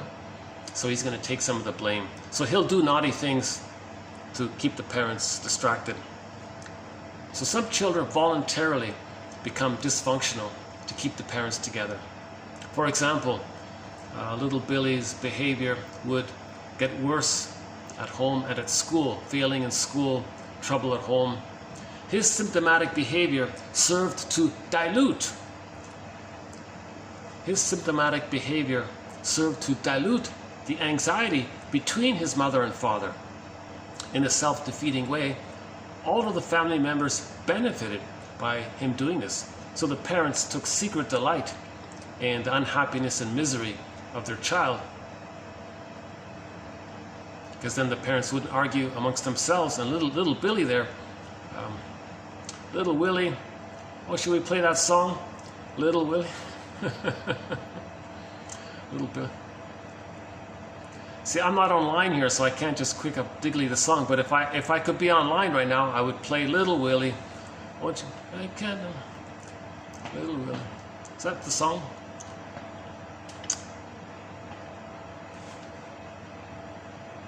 The band is called The Sweet or something? Sweet? We talked about. Is that right?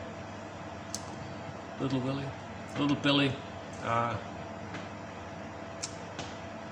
is going to be a hero, because he's trying to save his mother, trying to save his family. He thinks it's his job to do it. The parents shouldn't collude with this. The parents shouldn't be accepting this. That's why in family systems therapy, if the parents take little Billy here to the therapist, hey therapist, Billy's having problem at school. He's had all these problems with his friends, and he has no friend.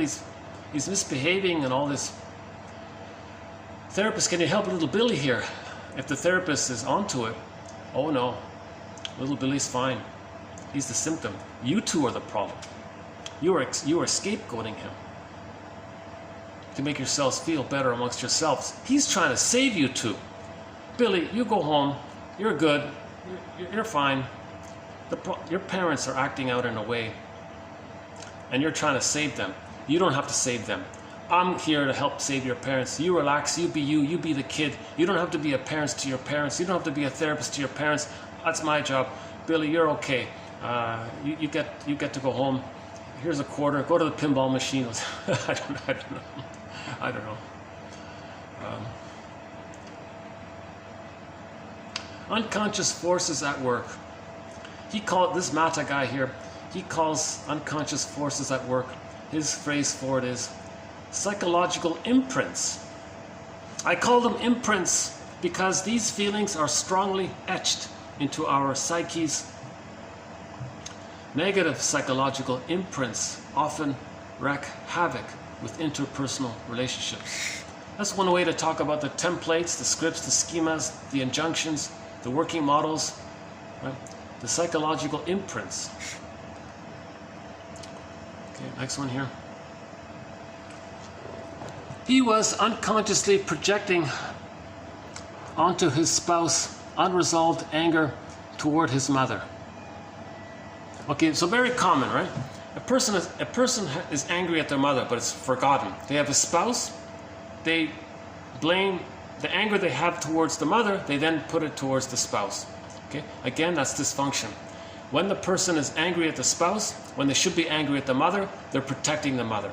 They're being loyal to the mother. They're still trying to save the mother, heal the mother. Okay, so part of saving the mother is not being angry at the mother. Of course, you're not going to save your mother if you're going to be angry at your mother. The deal was, don't express your feelings towards the mother. That's an attempt to save the mother. So if the husband is angry at the wife, let's say, okay, the wife should say, I think these feelings you're having, okay, I think an old emotion, an old issue from childhood is coming up. I think what I said triggered an old issue from childhood. The feeling of abandonment, the feeling of engulfment, the feeling of not being seen, of not feeling safe. I think some old fear is coming up by what I did. So he was unconsciously projecting onto his spouse unresolved anger toward his mother. He has unresolved anger towards his mother. He projects it onto his spouse. Okay? The spouse is seen emotionally as the mother. He has unfinished, unresolved, unfinished business, unfinished business with the mother. He sees the mother onto the wife. Now he wants to finish the business on his mother, reincarnated, emotionally seen onto the spouse. So the spouse is being related to emotionally as if she were the person's mother from childhood. When he was a child, his mother was often emotionally shaming, gaslighting, guilt-tripping, emotionally abusive. When he didn't do things just right. While they were cooking, so the mother, okay, so let's talk about the mother later. So let's just say he's Billy. Yeah? So when the boy was a child, the mother criticized him endlessly. You got to do this, don't do, micromanage.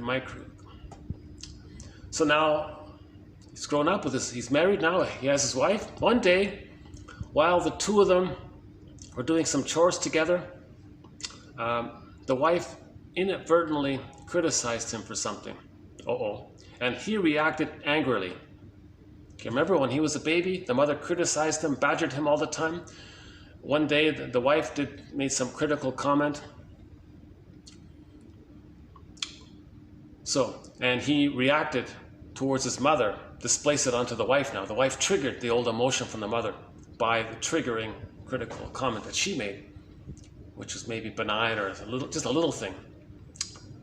In reality, the truth is, he never confronted his mother for the harsh treatment, but he was more than able to take his hostility out on his wife, because the wife is the safe substitute other.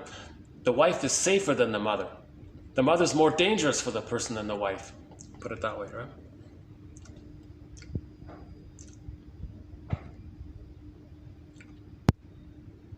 Okay, that's from Mata there. So that's TQ 2460. How are we doing here? Maybe I'll just take a little stretch here. Hold on a sec. Let me take some more of my overpriced.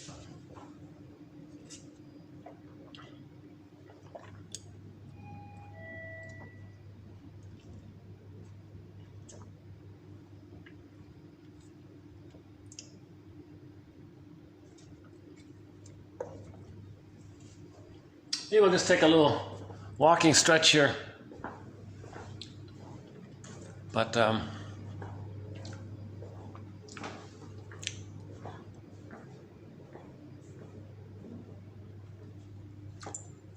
oh, yeah. See these rooms? You got to book these rooms. Yeah, nice rooms here. Yeah. See, they're preparing for some meeting. I could see it there. Nice rooms here. Let's just look out the window then. Busy city.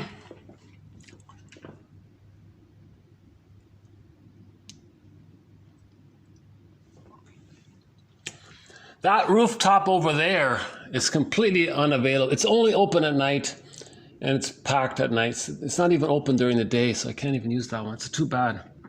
Oh, there's another pool there. Yeah.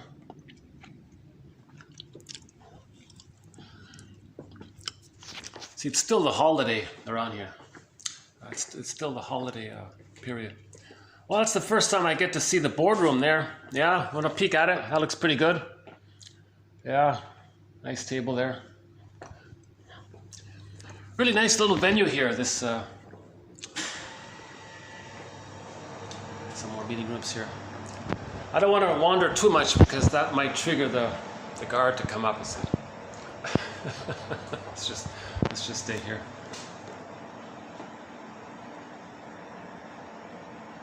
But I guess I can show you the elevator part here. Let's see. Is that open? No.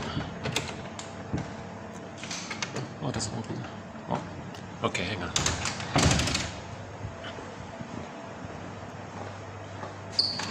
Yeah, so here's the elevator part. Right? Oh, there's the camera. Pretty much the same view here. All right.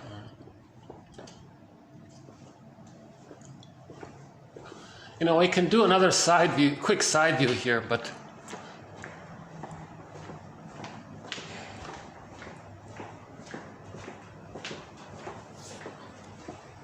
there's not much to see there. I know. Yeah. Oh, no. Yeah, not much to see there. All right. Let's go back.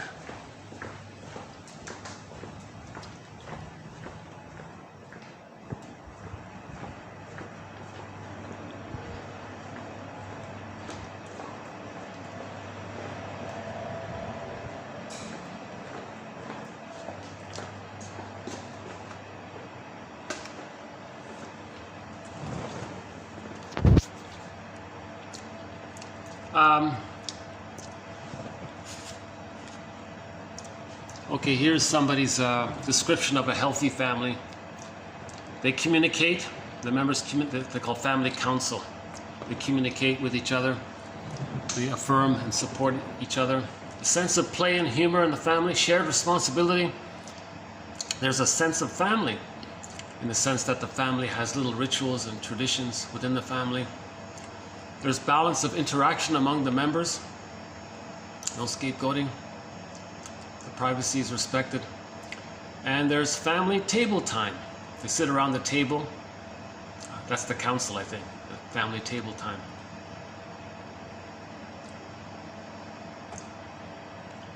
Object relations theories. It relates to the child's internalizations of early interactional patterns.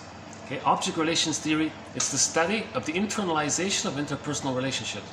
The baby has an interaction with the mother. He creates imprints, templates around that.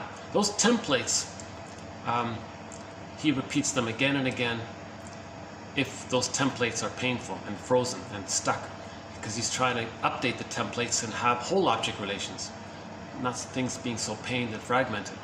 So we want the inner world to be peaceful. Object relations theories. The child's internalization of early interactional patterns. The resulting intrapsychic template or mental map. Oh, there's another phrase. Oh, that's why I included. So here's another phrase. Mental map. Mental map. Intrapsychic template. Psychological imprints. Mental map. Constructed in the mind of the child is composed of an image of the self in relation to internal part objects. That's the relational units. I won't do it here, but we do have a sort of a map of this inner world. Okay, part self representations linked to different part other representations, and each are a relational unit. The fusion is still there. We're trying to get to a point where if we mourn who should have been there, then we start to differentiate. The split images of the other become united and become whole. The split images of the self become united and whole. So you get two tennis balls in the internal map. In the internal map, we want two tennis balls. The other is whole, three-dimensional, full person, their identity, their uniqueness, who they are, their feelings. You accept and respect that you honor and cherish and endear that they're unique and they have their life, and same for yourself, right? So that the esteem goes two ways, right?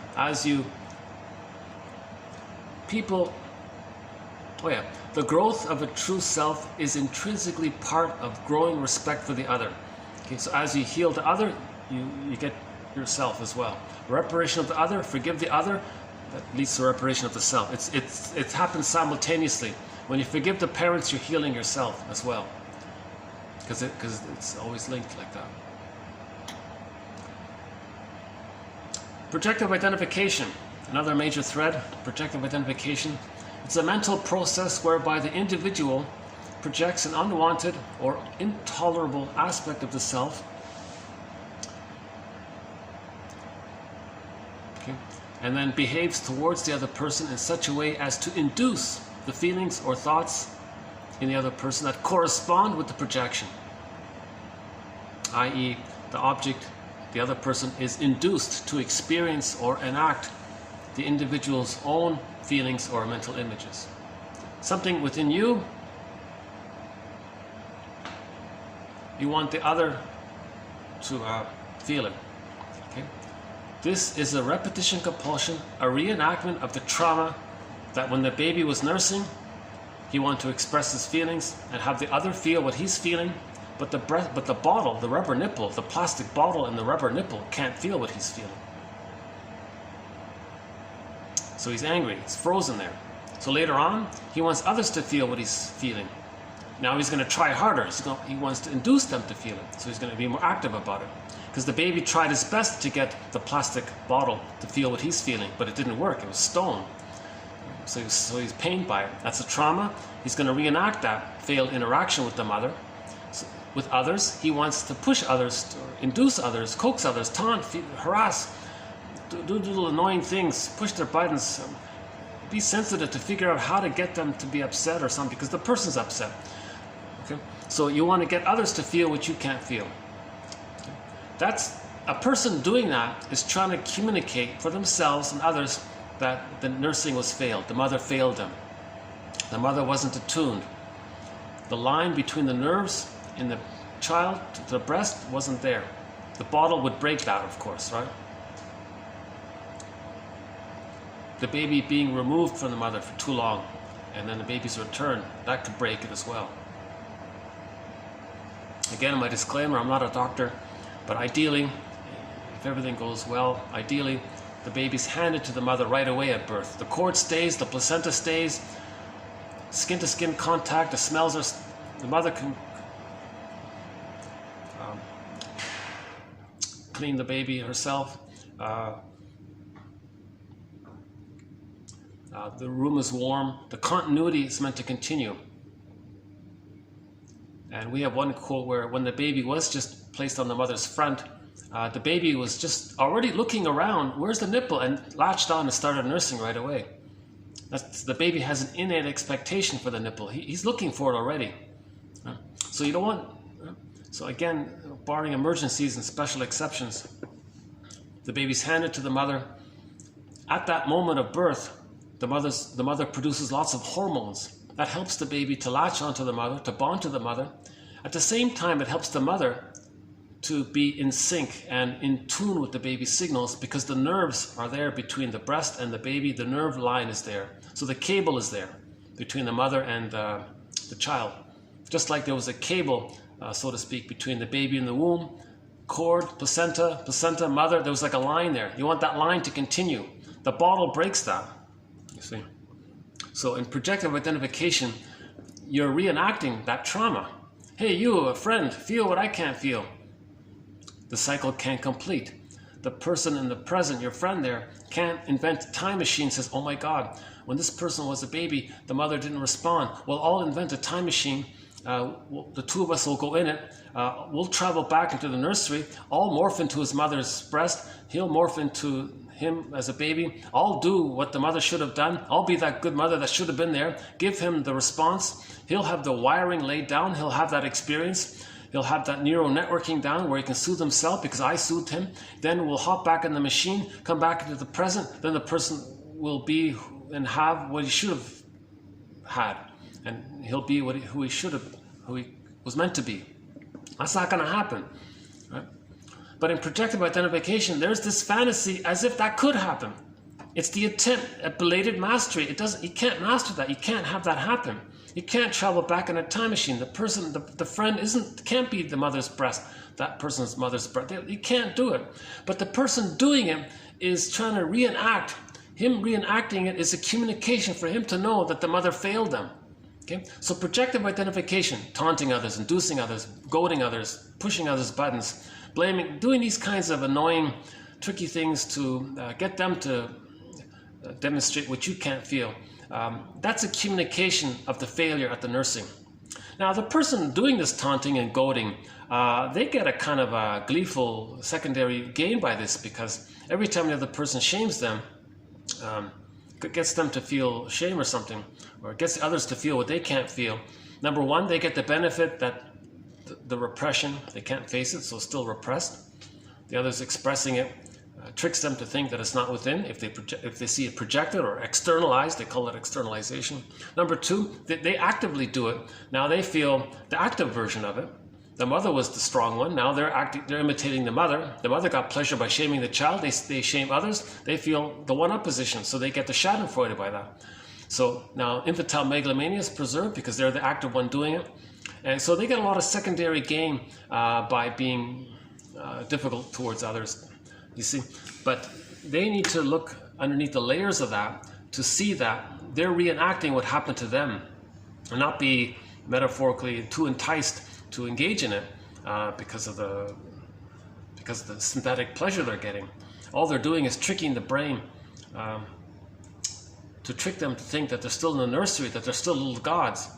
So them doing that is tricking the brain to remind the person that when they were a baby, they were a little god. So they got the serotonin by that. See? So no, but the person's not healing by that. The person's not healing by doing that. So projective identification. I believe the best quotes out there on this topic of projective identification are in this collection. Oh my God.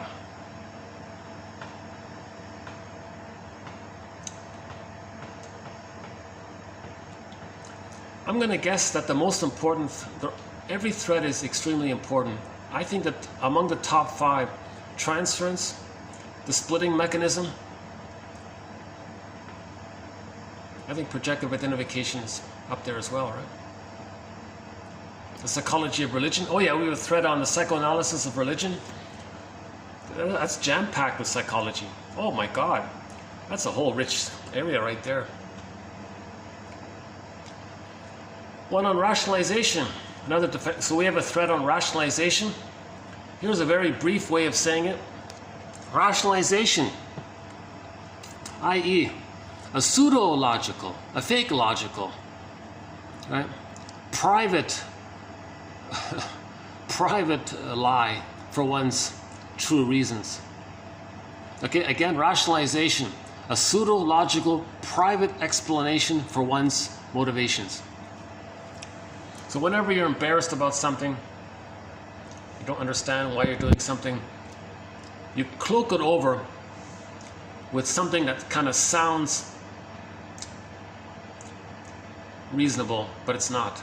You want to give the appearance of being reasonable. Rationalization is you're being unreasonable, so prejudice is unreasonable. Okay? But you want to cloak it over by creating some kind of convoluted pseudo-logic, fake logic, to give the appearance to yourself and to others that you're being reasonable. It's not. So rationalization is you're not rational, but you want to give the appearance of being rational. So it's basically a lie, right? So Bergler says he spends a lot of time confronting people's rationalizations, because when you confront the rationalizations, you see what's underneath. Finally, the truth is underneath it. The rationalizations are smoke screens. They're lies. You see it all the time. It's very common.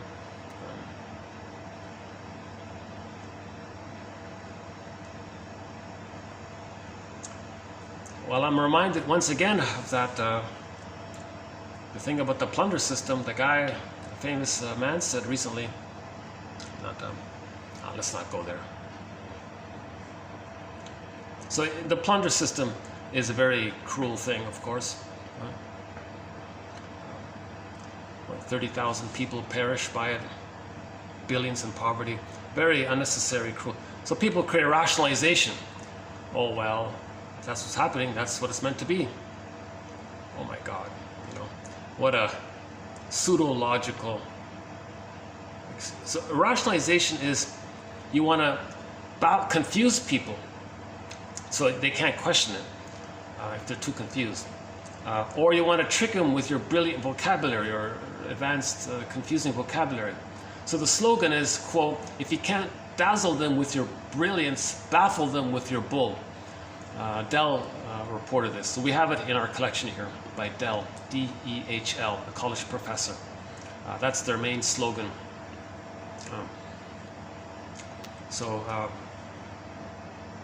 Rationalization.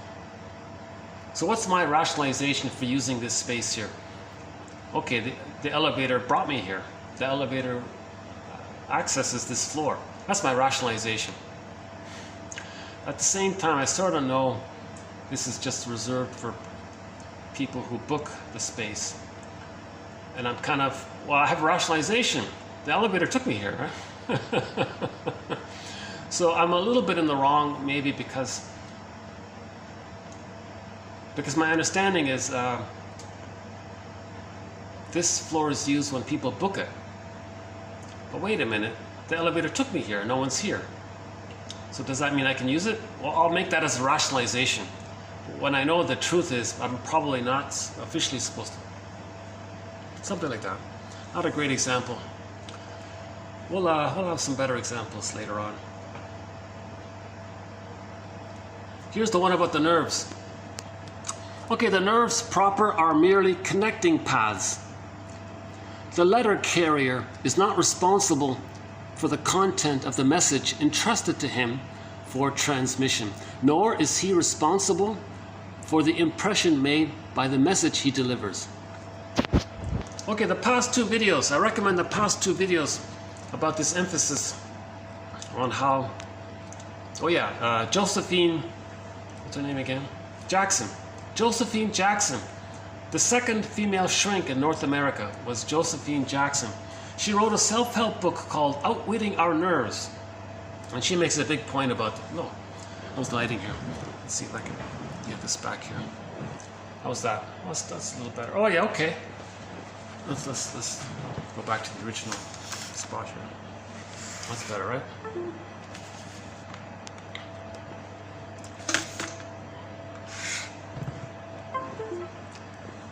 Let's see, it's still logged in here. Okay. Oh, there's the golden ball. Yeah.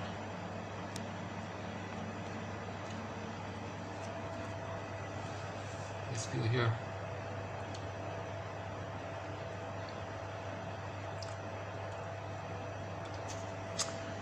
Well, this is the last day of the holiday, this little holiday time around here. I think tomorrow it'll be busy again.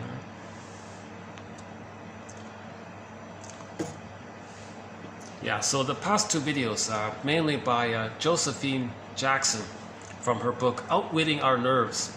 So she makes a big emphasis about this. Don't blame your nerves. Oh, my problem is I have a nervous condition. My nerves are frayed. I have a problem with my nerves. I have a nervous breakdown. No. The problem is the person. The problem is your psychology, your emotional, your beliefs, your repetition compulsion. That's the problem.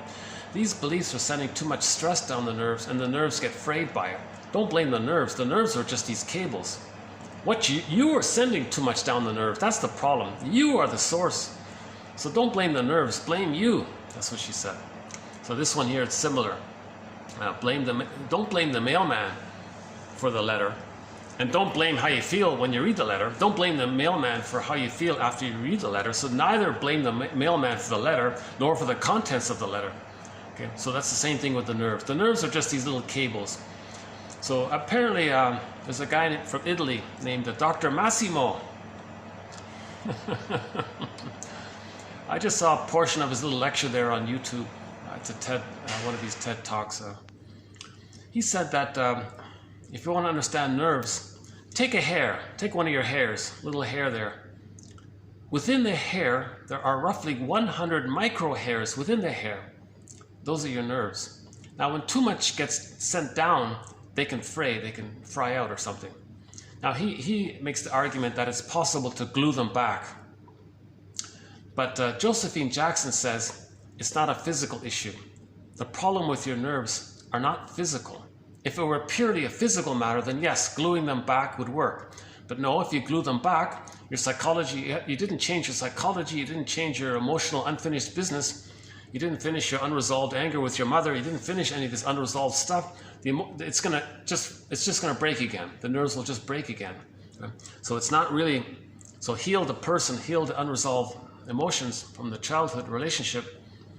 Okay, mourn the witness and mourn and forgive, do that kind of work, then the nerves will repair themselves. Heal the person and the nerves will restore on their own.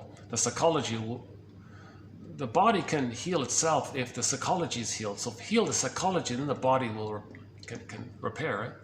Heal the soul, and the body will be in response to that, as much as it can, I guess. The neurotic is an actor of life who continually plays the same scene. So there's this image of there's this concept of the actor issue. I want to say the drama thing. He doesn't mean to belittle repetition compulsion. The idea is that these architects draw a schematic drawing for the building. Yeah? Then the workers build the building based on the schematic drawings. We create a schematic drawing called psychological imprints or templates, and then we live our lives based on those imprints. Now we are reenacting what happened. So when we reenact something, we're not enjoying the present for the reality of the present. We're just using the present to stage the past. That staging of the past, that's like the actor issue, right? So that's the drama we're creating. So transference, this falling in love or transference, a projection, prejudice, that's a drama of the childhood situation. Dysfunction and prejudice and repetition compulsion, shaming others to communicate that your mother shamed you, choosing others to shame, these kinds of activities, any dysfunction, emotional eating, all these are dramas to see the original occurrence. The dramas are like mirrors, they're like an attempt to communicate the source of what happened. Right?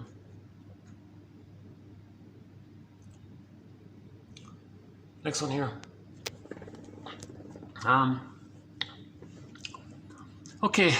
There is essentially no difference between dream and poetry. The dream of the average person discloses his poetic trend. The dream derives its material from the unconscious. And does not true artistic talent consist of the ability to draw upon one's unconscious? Okay, so he was just talking a lot about the link between, the similarity between poetry and the dreams, because they both are sourced from the unconscious. The poetry is an attempt to talk about trauma. So yesterday we did, 2 days ago, two videos ago, we did the Emily Dickinson poem about trauma. That was a good one, yeah.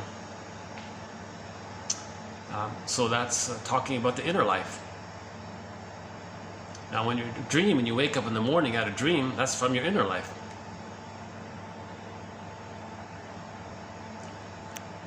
The growth of a true self is intrinsically part of a growing respect for the other. Okay, TQ 2435-9, we talked about transference love. Okay? This projected love, this falling in love, this being in love, this infantile transference, where the person in the present, in your fantasy, is going to be the mother who should have been there. And because that triggers the mother that was there, you got back the old symbiosis, so you're excited. Now you think that person's going to provide what was needed. The person as a child needed safety, to be seen, accepted, etc. and so forth. That person in the present who you fell in love with, who reminds you of your parent, because you think they're your parent, now they're going to do it right. Now you want that person to be the proper parent that should have been there. So this kind of phenomena of falling in love, sometimes called puppy love. So there's the innocence of the child, the little puppy. Another term, the crush, infatuation, love sickness, obsessive love, being in love. So we talked about the idea that we want to move from that to abiding love. He calls it here companionate love. True love, genuine love, abiding love. His term is companionate, like companionship, companionate. Did I get that right? Companion,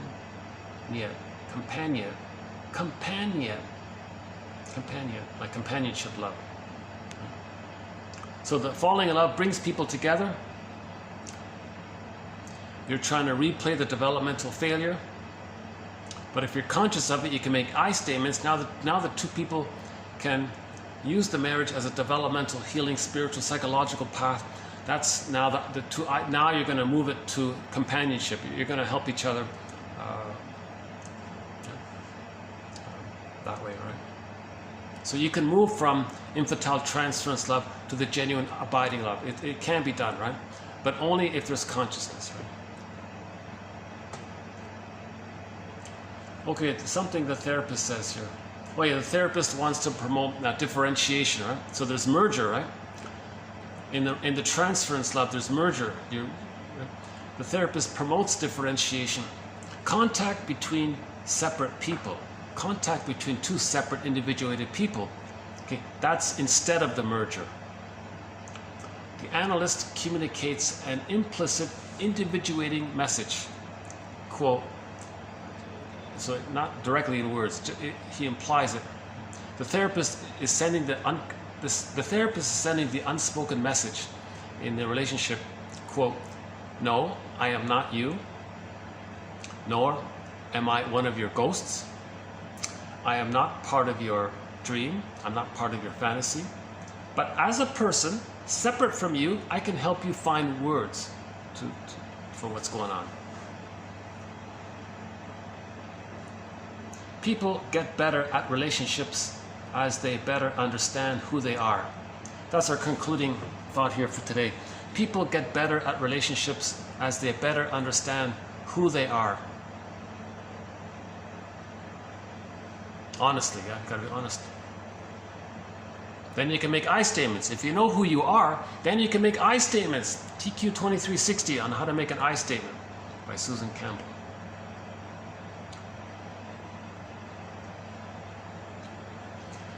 I think I overdid it with the caffeine. Today's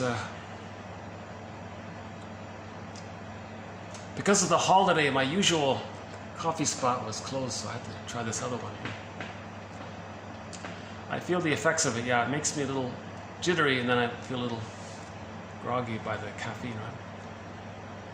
I normally drink decaf, but it's hard to find. Right? Okay, enough about coffee here. Well,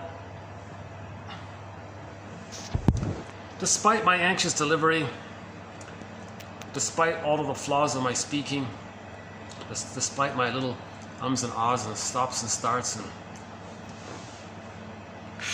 maybe some embarrassing little moments here and there, I still hope somehow this offers more value than not.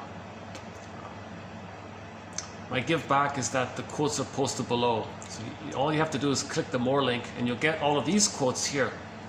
So not a bad little assortment of quotes here. Mainly from different authors. I think I tried to cram in too much today, maybe. I could spend more time on some of them. So we did projective identification, object relations theory, rationalization, nerves, repetition, compulsion.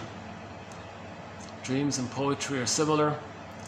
New terms for infantile projected falling in love include puppy love, a crush, love sickness, obsessive love, infatuation. The therapist tries to promote, the therapist reminds the client, no, I'm not you. No, the client wants to recreate the symbiosis. Helmut Kaiser says that when the client is vague and confusing, duplicitous communication, that's trying to create the merger. The therapist shouldn't collude. He's got, what do you mean by that? What are you trying to say? Like you got to kind of, because if it's confused, then the client can fantasize that the therapist thinks or feels that, and that he can believe, the projector can believe he thought that, then he can respond as if he said or thought that, and he can, in his reply, it presumes that the person did say that, so they're trying to recreate the fusion. So Helmut Kaiser says a lot of duplicitous communication is an attempt to get back the fusion. The fusion wasn't met in childhood. That's the unresolved issue, right? So in falling in love, you get some of that fusion. And with the friend or the therapist, you're trying to get it back in that way. You see? So the therapist has to promote differentiation. Okay, so his interpretations say implicitly, I'm not you. I'm not one of your ghosts from memories from your past. I'm not part of your fantasy that I'm going to be the good mother that should have been there. I'm separate from you. We're two separated people. Okay. And as an expert, I'm going to help you find words to say what's going on here. And we did one from one on transference, emotional eating, the family systems, how the child voluntarily scapegoats himself in his effort to save his parents, because he transferred that over from the original belief that he's supposed to save his mother. Now he transfers it and thinks he's got to save his parents to keep the family together.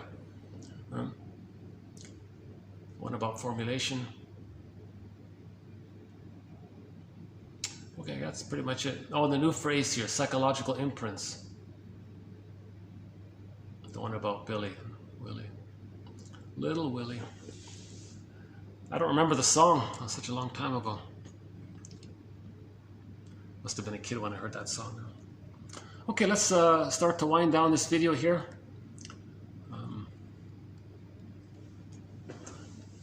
Let's see. Let's maybe we'll pick a song that we haven't played in a while here. Okay, while I'm going to search for a song, let's just play something in the background here. Oh yeah, we'll play Voices from the Past from Robert Slapp here. A new age song, an ambient song called Voices from the Past. While that's playing in the background, let me see if I can dig up a song that we haven't played in a while.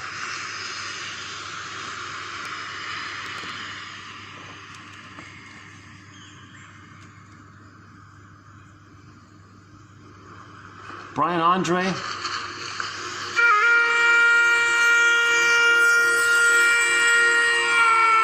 Okay, let's play Brian Andre.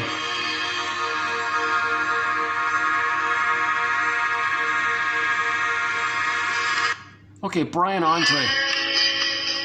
Okay, Brian Andre. A song called Nikau. Nikaui. Nikaui. Brian Andre.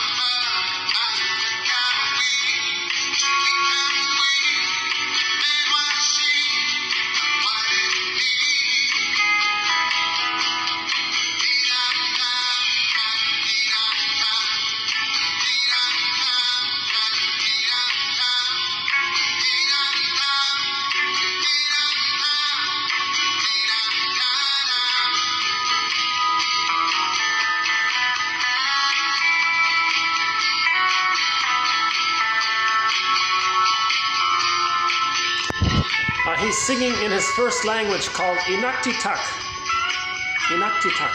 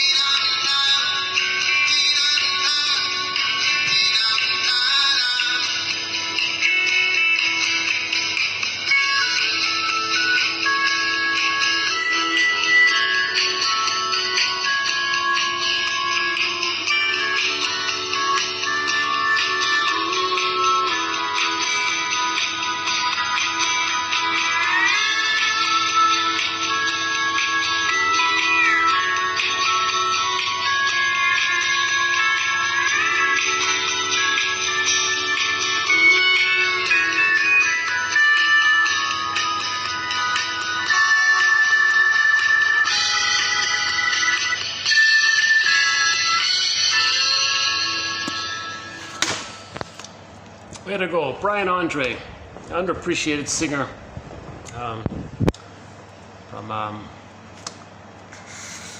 indigenous singer, Inuit singer. We have a lot of great music from the Inuit singers.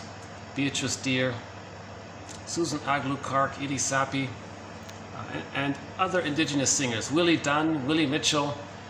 A lot of great songs in our soundtrack are from indigenous singers, like Beatrice Deer and Brian Andre, Claude McKenzie, a few others. Maybe, what's this one again? Yeah, that's also Brian Andre, that one there too. See, these are all Brian Andre songs, yeah. I think my favorite might be this one here.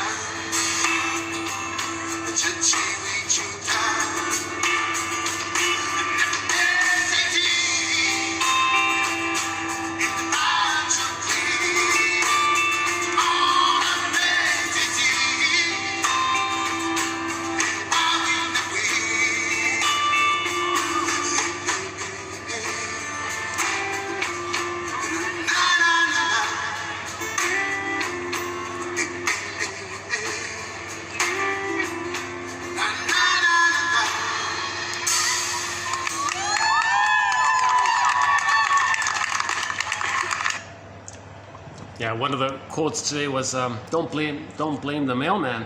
And here I was a little bit blaming the coffee. No, don't blame the coffee, that's neutral. Well, what was it about me? Why was I so anxious to drink too much coffee?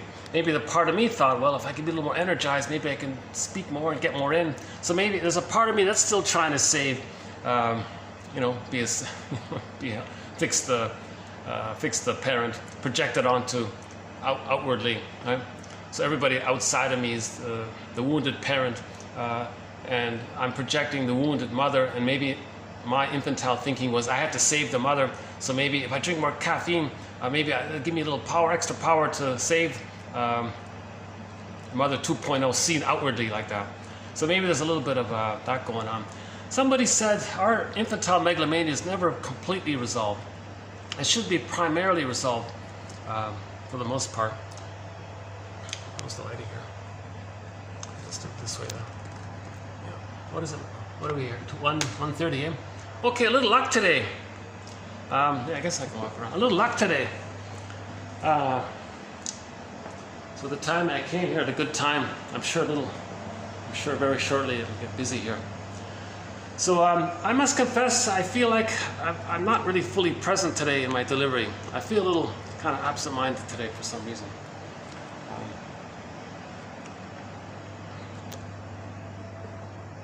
Maybe in my eagerness to do a good job, I send too much stimulation down my nerves, then my nerves get frayed, and I can't. Then the link between my feelings and the hemispheres get.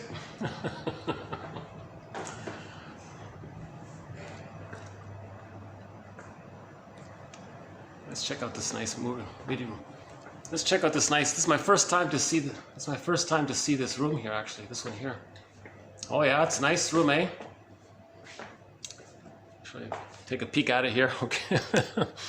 So there's going to be some nice meeting in here. Nice chairs and everything.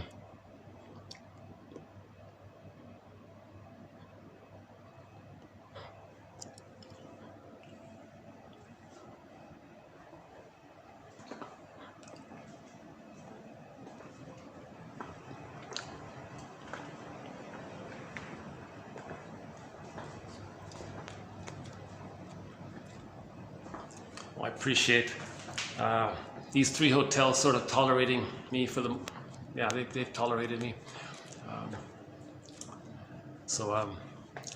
Any final thoughts here? Let's see here. Any final thoughts here? You know, maybe that one quote from today was, if somebody gives you feedback or says something to you, if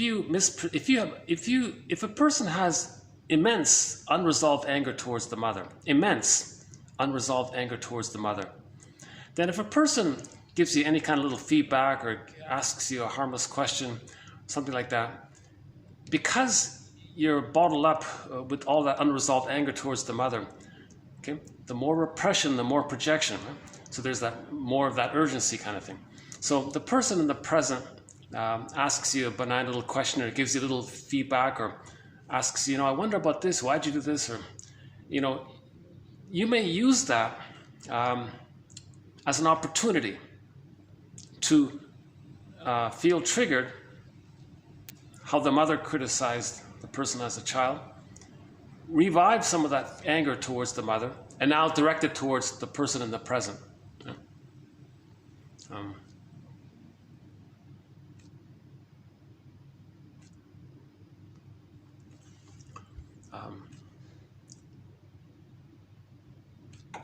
For example, let's say I'm not sure what. Let's say you bump into somebody on the sidewalk or something in your neighborhood. Maybe you saw them before or something. Maybe you saw the person a few times, so you're a little familiar with each other, but you never spoke to each other.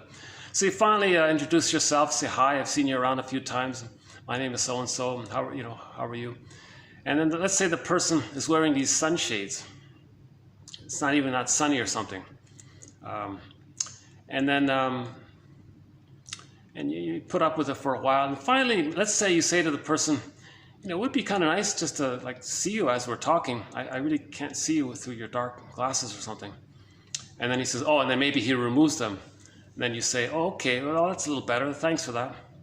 I got to confess, it was a little awkward talking to you just now with the sunshades on. It's not even really sunny or anything. And boom, he's gone. I got to go now. He thought you criticized him. All you did was point out that I felt a little uncomfortable trying to talk to you through these black sunshades. And then they felt criticized. And then suddenly they left. You criticized me. Whoa. I was just sharing that I felt a little uncomfortable. It's inappropriate to have this immense anger about that. maybe it's a little annoyance because you prefer it, you're used to it or something, and maybe you think the other person should be more accepting, but the person's just sharing their feeling that they would feel more comfortable if they could see you, and cause you're just meeting for the first time, you know, and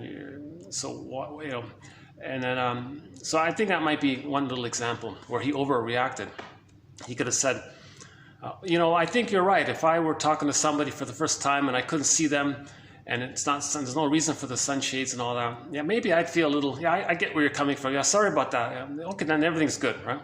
Because he's just kind of thing. I'm not sure if that's a great example or not, but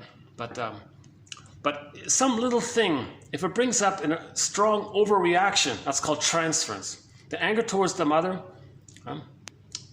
at being criticized by them, you interpret their feedback as criticism, and then you're angry at the mother now. Now the person doing that is protecting the mother. You see, they're not directing the anger towards the mother. They're directing it outwardly like that, to the person in the present. That's them being loyal to the mother because they are the mother. They've become like her, and they're still waiting for her love. And they haven't done the work of mourning who should have been there. They didn't mourn the loss of the mother that they needed. They didn't mourn that. So they're still stuck acting like the rejecting mother, to be loyal to her, because that was the deal the baby made. Part of the deal was don't direct your feelings towards your mother. The feelings you have towards your mother or related to your mother, don't show them towards your mother, because that was the deal for the attachment. So the real feelings get repressed.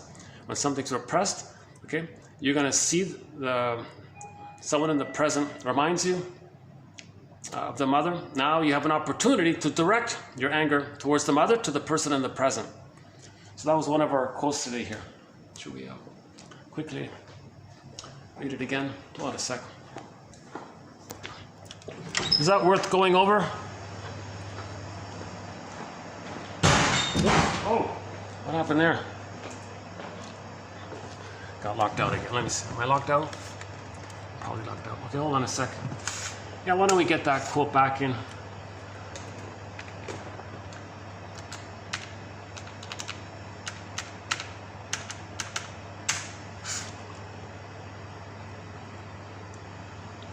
So that was that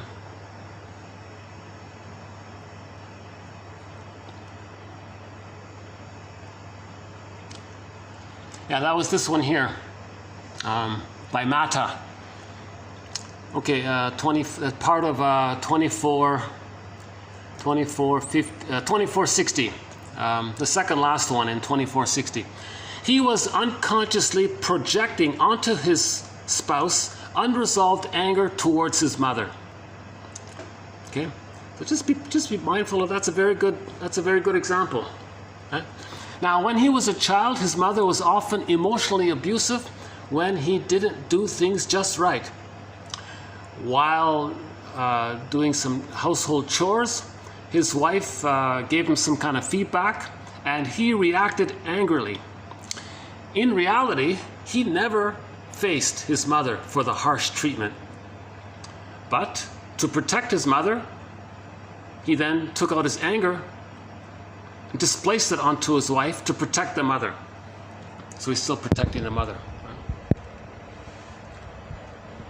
Okay, another good one I think might be rationalization, pseudo-logic. So when someone's BSing, just think to yourself, that's pseudo-logic.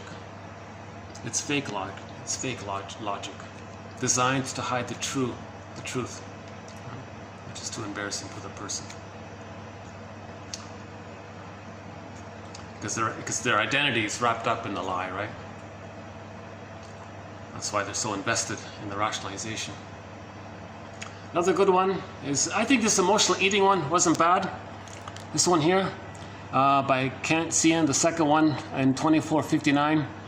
Emotional eating relates to a compulsion to repeat unresolved pain from the early phases of development. Unresolved pain during the breastfeeding time. Emotional eating is a repetition compulsion of that disappointment. Because when you eat the cookies, you're going to be disappointed again. That's the repetition compulsion. Right? So emotional eating is repetition compulsion, put it that way. It's a futile attempt to change the past, right? Now, emotional eating is based on pain, not pleasure. It is pain, not pleasure, that drives emotional eating. So people say, oh, you're eating those cookies, that's for pleasure. No, the pleasure is not involved. It's based on pain. Running to the cupboard to wolf down a box of cookies, that's not based on pleasure. That's based on squelching the pain that's coming up. So emotional eating is based on pain. It is pain, not pleasure, that drives emotional eating. Okay? Now he may cloak it over with the rationalization, saying, oh, it's pleasure. I take real pleasure in these cookies from this factory here, from this place here, because I know the guy who works there and told me a story. So I have pleasure about, and he told me some, they use good ingredients for these certain things. And so he tries to make it sound reasonable of why he should emotionally overeat, right? So that's a rationalization. Because his friend works there, he's loyal to his friend, they use good ingredients. So now he makes it sound reasonable.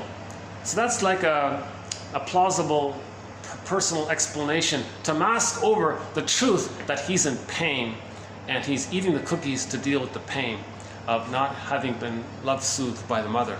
That's the truth, which he's denying by the rationalization of this fancy sounding, nice sounding, pious sounding, right, thing about his friend at the factory and all that.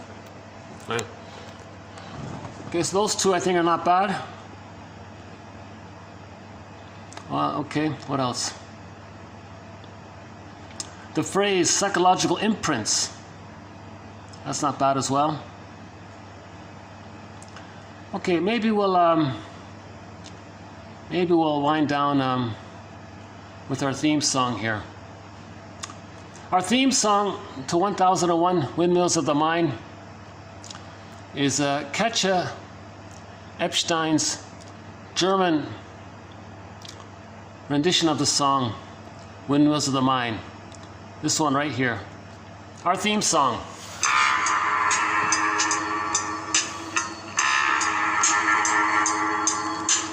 Nachts, wenn die Straßen plötzlich still sind, wenn die Stadt auf einmal schweigt, wenn aus steinernen Kaminen stumm der Mond zum Himmel steigt, wenn es hier in meinem Zimmer leer und einsam wird mich. In every video, we discuss a few windmills of the mind. Die Erinnerung an dich und ich fühle, wie ein Augenblick zur Ewigkeit gerinnt, wenn das Spinnrad meiner Träume längst zerrissene Fäden spinnt und sich leis zu drehen beginnt, wie sich Mühlen drehen im Wind.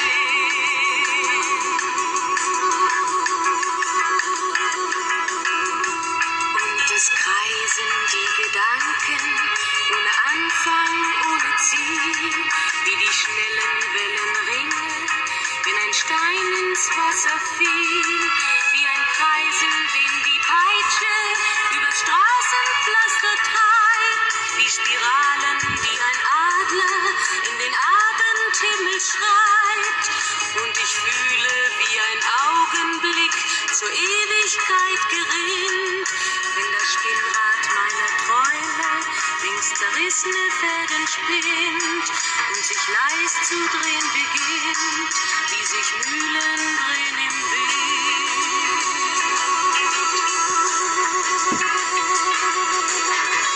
1000 Fragen ohne Antwort, 1000 Fragen ohne Sinn. Warum flog für uns der Sommer wie ein Pfeil so schnell dahin? Hat der Herbstwind gar die Spuren unserer Liebe schon verweht? Wenn erst weiße Flocken fallen, ist es dann für uns zu spät. Sah ich eben nicht im Dunkel deinen Schatten an der Tür, hoffte für ein paar Sekunden, du kämst doch zurück zu mir. Doch warum sich selbst belügen. Längst ist meinem Herzen klar, dass der Pulsschlag dieser Hoffnung nur mein eigener Schatten war.